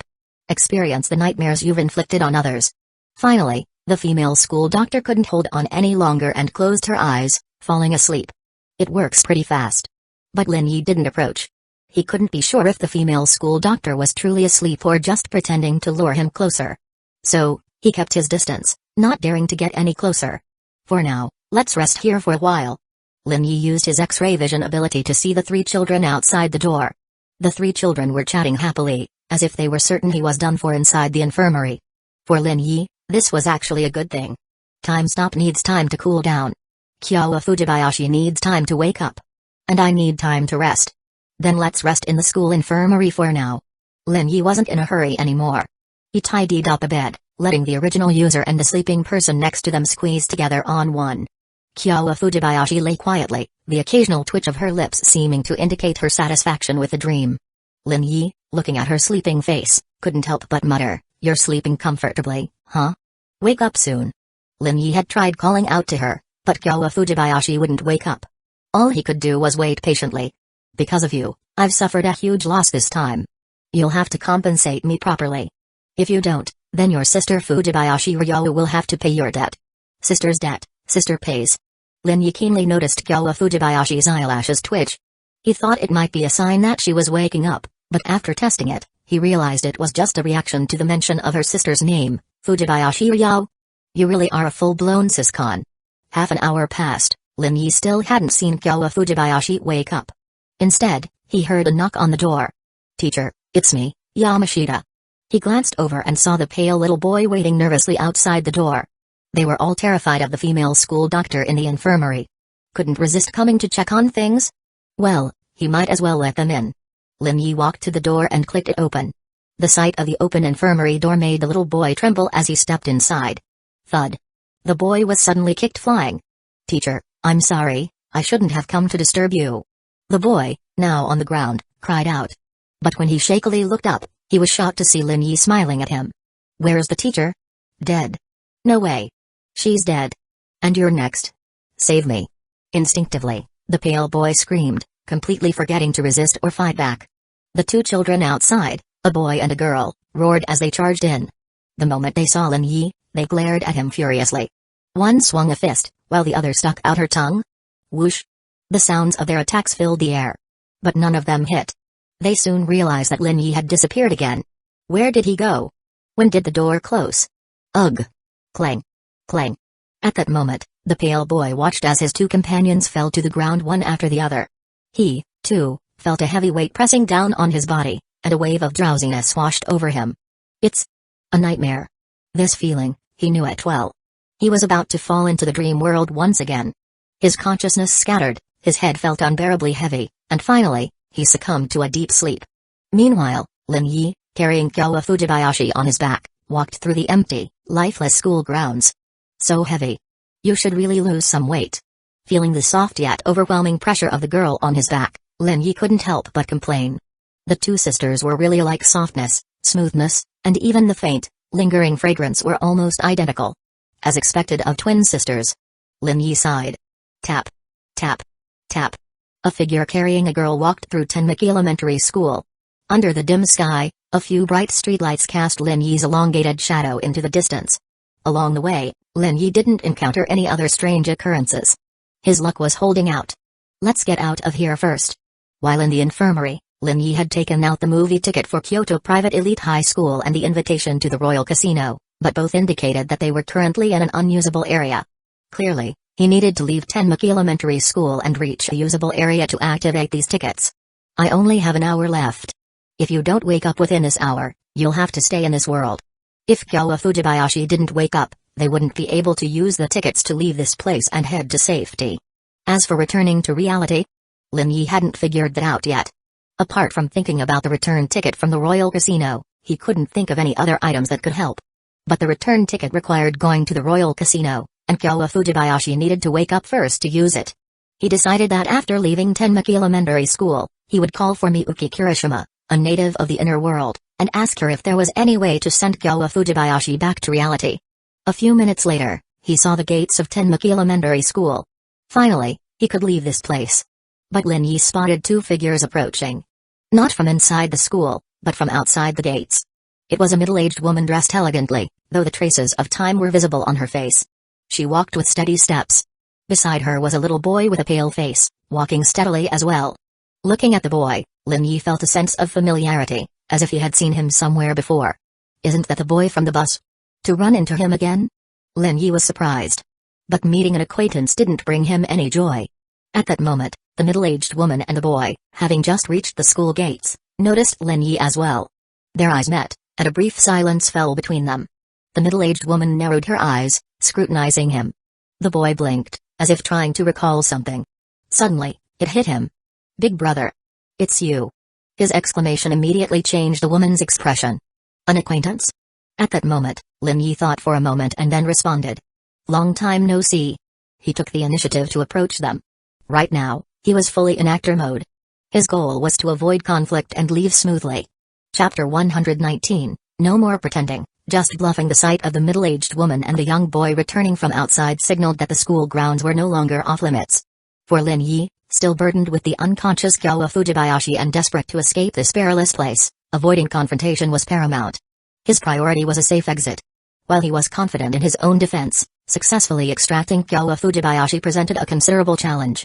But beyond that, his most pressing question was, how could he get Kyowa Fujibayashi out of here?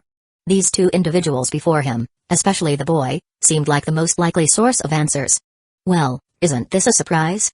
Running into you here. What a coincidence, a truly fateful encounter. Lin Yi took the initiative, stepping forward and reaching out to playfully pat the boy's shoulder. His warm smile and approachable manner caused Imagawa, the middle-aged woman, to narrow her eyes in confusion. Fuji, the boy, was momentarily taken aback. Big brother. How did you get in here? Oh, I was invited to visit Tenmaki Elementary School, of course. Yamashita Sawa was kind enough to extend an enthusiastic invitation to my friend and me. It was an offer I couldn't refuse, really. As he spoke, Lin Yi produced the expired visitor pass duplicate. Though no longer valid, it served its purpose as a piece of plausible evidence to mislead the pair. Fuji examined the visitor pass, his face clearing with sudden understanding. So, Sawa invited you. Knowing Yamashita Sawa's name provided indirect confirmation that Lin Yi's presence was by invitation. As for my friend, Lin Yi continued, shrugging with feigned helplessness, gesturing to the girl still slung over his back. Well, she got a bit overwhelmed by the children here and fainted shortly after we arrived. Kyowa Fujibayashi remained convincingly limp, eyes still closed, showing no sign of consciousness. Fuji instinctively glanced at the middle-aged woman, Imagawa, who was now studying Lin Yi with an intense, appraising gaze. Unlike the boy, still so young, she was more cautious now, less willing to take Lin Yi at his word. Where's Sawa? She asked. He won't talk to me anymore. Lin Yi replied. Huh? Imagawa, the middle-aged woman, made a puzzled sound. Then, from her back, several dark, unsettling tentacles unfurled, poised to strike. It was clear, any answer Lin Yi gave that she deemed unsatisfactory would unleash those tentacles to tear him apart. She was trying to intimidate him. We played a game. Lin Yi explained, guessing which hand held the candy. He lost every time, got really upset about losing, and didn't want to play anymore. Hearing this, the little boy, Fuji, erupted in laughter. He actually played the candy guessing game with you, big brother? Ha ha ha, that's so funny. His laughter echoed through the quiet entrance of Tenmaki Elementary, unrestrained and loud. Whoosh! The cold wind howled, rustling the silent trees. After a moment, Fuji spoke up, offering the teacher an explanation for his amusement. I met Big Brother on the bus before, and we played the candy game. Big Brother guessed right every single time. He's amazing, I couldn't win against him. He still felt a thrill of excitement remembering that game. I've been wanting to play again with Big Brother. And now. Isn't this perfect? Big Brother, let's play. Please. Well. Now's not really a good time. Maybe another time. I'm almost out of time. Before, he'd been protected by the rules within the Eerie Game dungeon. And the Eerie beings had been similarly constrained by the Eerie Game. But this was different. He wasn't on a mission inside the Eerie Game dungeon now. Instead, he'd entered this other world using a visitor pass. The Eerie beings he was facing were now in their full, unrestrained forms. Therefore, even ignoring the middle-aged woman whose strength was unknown, even this little boy he'd met before was likely far stronger than he had been on the bus. Ah, Big Brother is willing to play with Sawa but not with me. Do you not like me? Suddenly, his tone shifted, becoming heavy, and his head drooped. A sickly sweet scent began to permeate the air, a sweetness that only amplified Lin Yi's nauseous sense of danger. Sigh. Lin Yi sighed softly, letting out a long breath. I'm just worried if I win again, you'll burst into tears and refuse to speak to me, just like him. Ugh, ha ha ha. Fuji's laughter grew even louder, more unrestrained. No, I'm not like that idiot Sawa. I can take losing. I would never cry over a game. Big Brother, let's play. If you win, I'll give you tons and tons of candy. He reached into his pocket and pulled out 3 candies. Lin Yi knew these weren't ordinary candies. They were special items from the other world, imbued with unique properties. But what Lin Yi truly wanted was to find a way to get Kyowa Fujibayashi back. He knew, however, that he couldn't ask directly. Asking that question would immediately reveal to these two eerie beings that Gyowa Fujibayashi wasn't an invited guest, but someone who had lost to the eerie being Yamashita Sawa in the real world and been sent to Tenmaki Elementary. Lin Yi even suspected Gyowa Fujibayashi was already under suspicion, but they couldn't confirm it yet and needed to test him further. He guessed his identity as an eerie game player, and his connection to the eerie game was the reason for their wariness, preventing them from dropping the pretense immediately. After all, very few ordinary humans dared to venture into the other world, most were eerie game players. "I don't need candy," Lin Yi said. "If it's just for fun, I don't mind playing." That's no fun at all. Games need stakes to be exciting. No stakes, no fun. Right, teacher? Of course. The middle-aged woman responded. "Teacher, I have to say, I'm a bit disappointed in you," Lin Yi said suddenly, catching both eerie beings off guard. "As a teacher, how can you encourage such bad habits in children? He's still so young. Games should be just games. There's no need to add stakes and turn them into some kind of gambling. You're corrupting him. You're failing as an educator. You don't deserve to be a teacher. Little Fuji, come on, let's go. We can't stay here. Big brother will take you to a better school. There's a wonderful teacher there, a kind big sister, who will help you grow into a fine young man." With that, Lin Yi took the eerie boy's hand and strode towards the entrance of Tenmaki Elementary. 1 step, 2 steps, 3 steps. The little boy remained stunned, completely taken by surprise, allowing Lin Yi to pull him along. Meanwhile, the middle-aged teacher, Imagawa, was still reeling from his words. It took her a moment to snap out of her daze, and when she did, she realized Lin Yi was actually about to leave Tenmaki Elementary, taking Fuji with him. "Wait." A voice called out. But Lin Yi acted as if he hadn't heard and continued leading the little boy forward. The school gate marked a clear boundary for him. If he couldn't leave Tenmaki Elementary smoothly, he would have to resort to time stop again. His uses were limited, and he wasn't even sure if it would guarantee a successful escape. Lin Yi kept walking, but the eerie boy whose hand he held had stopped. He tried to pull, but the boy's strength was unexpectedly greater than his own. "Sorry, big brother. I can't leave with you." He stood firm, smiling up at Lin Yi. "Little Fuji can't bear to leave teacher or Tenmaki Elementary. If big brother really cares about me, why not stay here at Tenmaki Elementary? Teacher can find a position for you, and you can become part of the school. Oh, and..." He glanced at Gyowa Fujibayashi. "Your friend can stay too. And, our school nurse is a beautiful big sister. I'm sure you'll like her.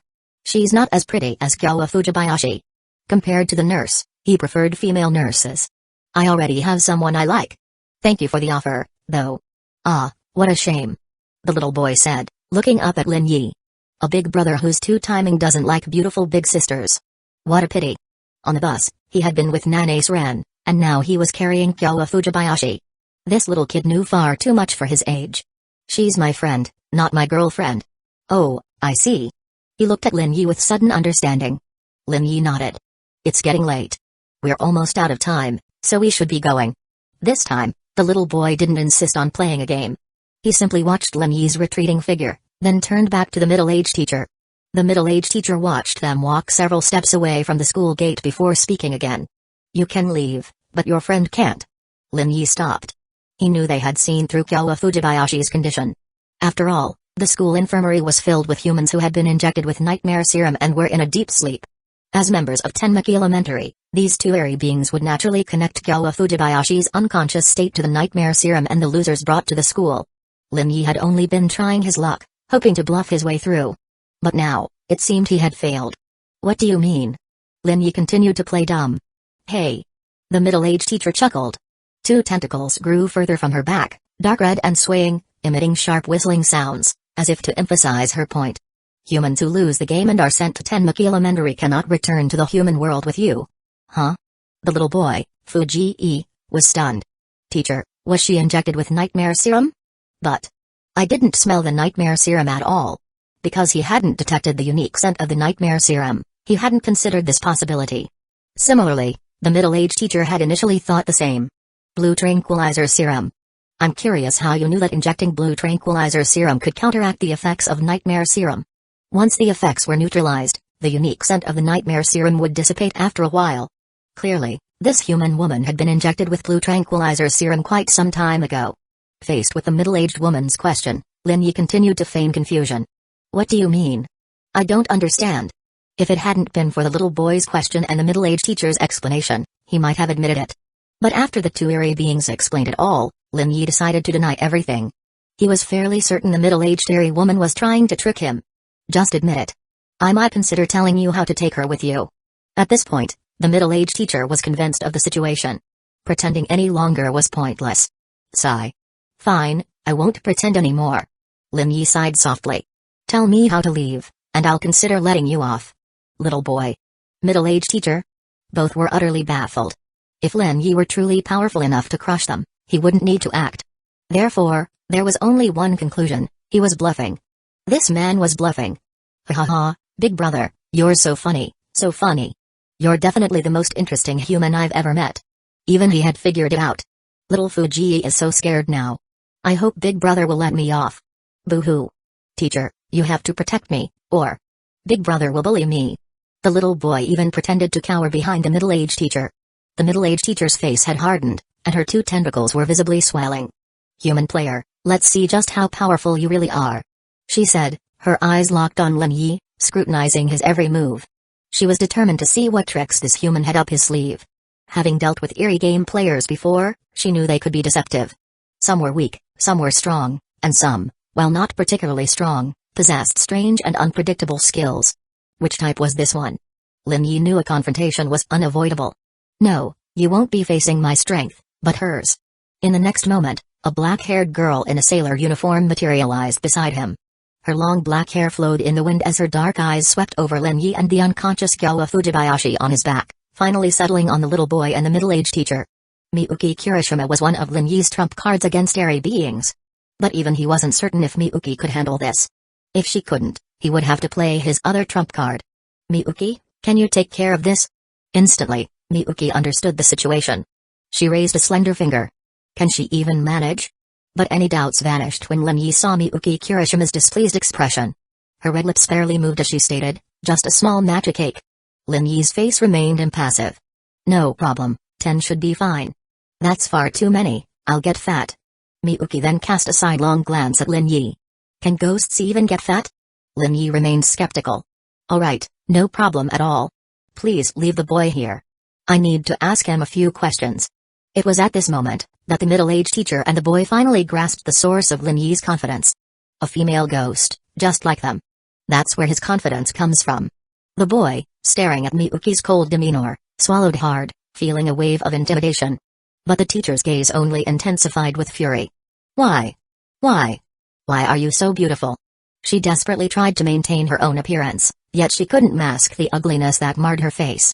The ghost before her, however, was youthful, beautiful, and radiated an undeniable allure. It was everything she had ever yearned for, everything she craved. And this ghost possessed it all. Jealousy and rage intertwined, causing her form to contort rapidly. Roar! Roar! Her fury echoed in earth-shattering roars that filled the sky. The teacher's frenzied form collided repeatedly, her twin tentacles lashing out with a deafening boom, sending debris flying in all directions. Lin Yi, displaying remarkable foresight, had already carried Gyawa Fujibayashi to safety.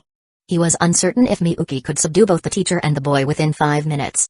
Now, all he could do was place his trust in Miyuki. If she failed, he would be forced to resort to his last resort. Boom. Boom. A graceful figure with long black hair wielded her whip, the air whistling as it swished, swished, swished, striking the teacher's colossal form. Thud. Whip met tentacle in a resounding impact. It was now clear. Lin Yi keenly sensed that Miyuki was at a disadvantage, struggling against the teacher's oppressive power. Her fighting style was noticeably different from their encounter at the academy. This time, every movement was imbued with beauty and elegance, seemingly flawless. Could it be? Is it because she doesn't want to show her unsightly side in front of us? The thought flashed through Lin Yi's mind, and he became convinced of its truth. Miyuki harbored feelings for him, he was certain of it. The desire to conceal one's imperfections from someone they were attracted to was a common human sentiment. Even though Miyuki was a ghost, she still possessed human-like rationality and emotions. Therefore, it was only natural for her to have such considerations. This realization left Lin Yi feeling a sense of helplessness. Miyuki, don't worry about how I might feel. No matter what form you take, you will always be the beautiful, graceful, and captivating black-haired girl I know. That image is indelible. His words caused Miyuki to falter, a fleeting blush of embarrassment gracing her features. Lin Yi had seen right through her carefully guarded thoughts. Sigh. She let out a soft sigh. In the next instant, her gaze locked onto the teacher's massive form, her resolve hardening. Her long black hair transformed into countless strands, surging forward from every direction. No matter how violently the tentacles thrashed, the relentless waves of hair pressed onward. Simultaneously, delicate crimson marks appeared on Miyuki's face, and her eyes began to streak with red. Just then, Lin Yi had another thought. Hey, we took care of those students you left at the school, by the way. This statement instantly ignited the teacher's fury, her enraged gaze snapping towards Lin Yi. At that precise moment, a black gem materialized on Lin Yi's forehead. A ghostly artifact, the Snake Eye Orb. It was an object that induced hallucinations and instilled profound fear. Lin Yi locked eyes with the teacher, unleashing the full force of his mental power. Against an adversary of unknown mental strength, he had to commit entirely. He was even prepared to allocate his remaining free attribute points to bolster his mental defenses if necessary. Swish. The terrifying illusion instantly triggered a violent reaction from the teacher. A blood-curdling scream tore through the air. Lin Yi only managed to maintain the effect for 2 seconds. The teacher's mental fortitude was formidable, and after that brief duration, he felt a powerful backlash that severely impacted his own mind. But 2 seconds were all Miyuki needed. The teacher's escalating fear only amplified Miyuki's power. The more terror her opponent felt, the stronger she became. Swish, swish, swish. The girl's black hair erupted in a frenzy of growth, ensnaring the teacher at an astonishing speed. Strand after strand began to pierce her flesh.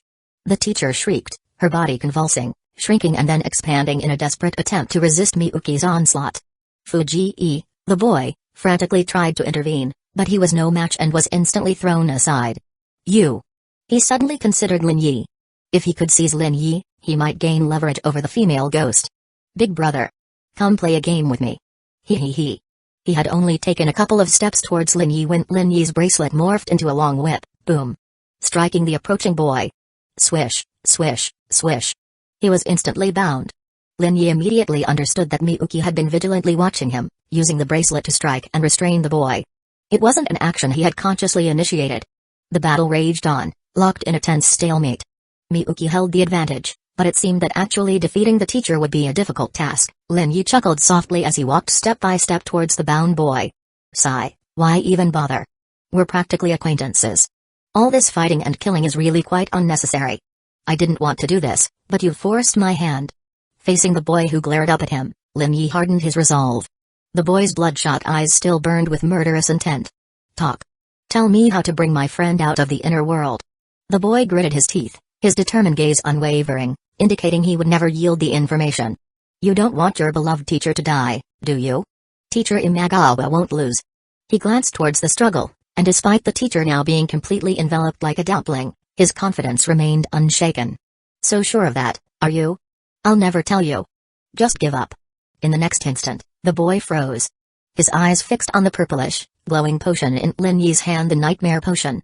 Care to sample the exquisite taste of Nightmare Potion? I'm not afraid. Oh, this isn't for you. It's for your teacher. I've acquired all the soul-calming potions, and the female doctor at Tenmaki Elementary is still trapped in the nightmare woven by this very potion. Oh, and your little friends too, of course. The boy's eyes widened in dawning horror. At that moment, Lin Yi once again activated the ghostly artifact, the Snake Eye Orb. Under the potent influence of Lin Yi's words, the boy was plunged into a terrifying hallucination, his teacher, trapped eternally in a nightmare, a truly horrific vision. No, no. Tell me how to leave the inner world and return to reality. The boy gasped for air, his resolve beginning to crumble. Speak. You have 5 seconds. This was Lin Yi's last resort, but it would mean sacrificing his final nightmare potion. He genuinely hoped to avoid this unless absolutely necessary. Time stop combined with the nightmare potion, injected into the teacher, would likely incapacitate her. But there was still a significant chance the boy would remain silent, leaving Lin Yi still clueless about how to extract Gyowa Fujibayashi from the inner world and return her to reality. He would also be down a nightmare potion. But now, the situation was different. The combined pressure from Miyuki and the threat of the nightmare potion were proving too much for the boy's resolve. Then I'll just have to give your teacher a little shot then, shall I? Remember, her death will be on your head. You, her own student, will be the one who killed her. No. The boy cried out as Lin Yi began to move towards the struggling form. Don't hurt the teacher. Tell me the method, and I'll let you both go. We'll leave immediately. Really? He still seemed to harbor distrust, but the scales in his heart had already tipped irrevocably. I have no reason to lie to you. The boy glanced at his teacher, now completely submerged in a sea of black hair, and gritted his teeth. The normal way is to wait 3 days for her to wake up. Then we can take her back to the real world. But it's too late now. The time hasn't come, and she's been injected with the soul-calming potion. The nightmare potion won't work anymore. This didn't mean Kyo couldn't be saved. Other methods? Bus Route 18. The boy shouted, his voice cracking with desperation. Bus Route 18 here goes between the real world in Chiba and this place. You can take Route 18 with your friend to get back to reality. That bus, huh? Lin Yi immediately thought, how much does it cost? The little boy hesitated, you need ghost coins for a ticket. He quickly added, but, I don't have any ghost coins. Not a single one. The teacher manages the school's ghost coins. I don't even know where they keep them. Even if I did know, I wouldn't have time to get any. Besides, ghost coins weren't exactly something he was short on. Any other rules I need to know about? Lay it all out for me. And no, nothing else. Just buy a ticket and follow the bus rules. You've been on Route 18 before, you know how it is. Time was pressing, so Lin Yi didn't push him further. One last thing, what exactly do the nightmare potion and soul-calming potion do? Don't tell me it's just about giving people nightmares or getting rid of them. Faced with Lin Yi's question, the little boy pursed his lips and looked away. I don't know. I already told you how to leave. Please, just go. He wasn't going to say another word. Do you want your teacher to die? But the threat didn't seem to work as well this time. The bus only runs a limited number of times each day. Is that true? He really was running out of time. Miyuki Kirishima's 5 minutes were almost up. If Miyuki Kirishima vanished and only reappeared when the time was up, he could genuinely be stuck here. I'll keep my promise, don't worry. Miyuki, hold on. Let's go back. Hearing Lin Yi's voice, Miyuki Kirishima gave a slight nod and instantly pulled back her hair, appearing at Lin Yi's side. She kept her eyes fixed on the middle-aged teacher, though, still wary of any sudden attacks. Lin Yi, carrying Kyowa Fujibayashi on his back, looked at the little boy. Next time we meet, I expect you to tell me what those 2 potions really do. If the ghost game had an identification tool, he could have figured out the potion's effects himself. Based on what he'd learned about the ghost game so far, items not obtained during a mission or made by the ghost game itself didn't come with descriptions. But these 2 potions, especially the nightmare potion, felt instinctively like they held a significant secret. There had to be some effect he was missing. Otherwise, why would Tenmaki Elementary go to so much trouble to bring people from the real world, inject them with the potion, and then send them back? Oh, and where's the bus stop? Over there. If you're lying, Miyuki, kill him. It's true. It's just a kilometer that way. Route 18 is in that direction. The little boy was clearly terrified. Lin Yi nodded, and the 3 of them vanished from the gates of Tenmaki Elementary. The little boy let out a huge sigh of relief. He scrambled to his feet and ran to the female teacher. Teacher, are you alright? Slap. The little boy went flying.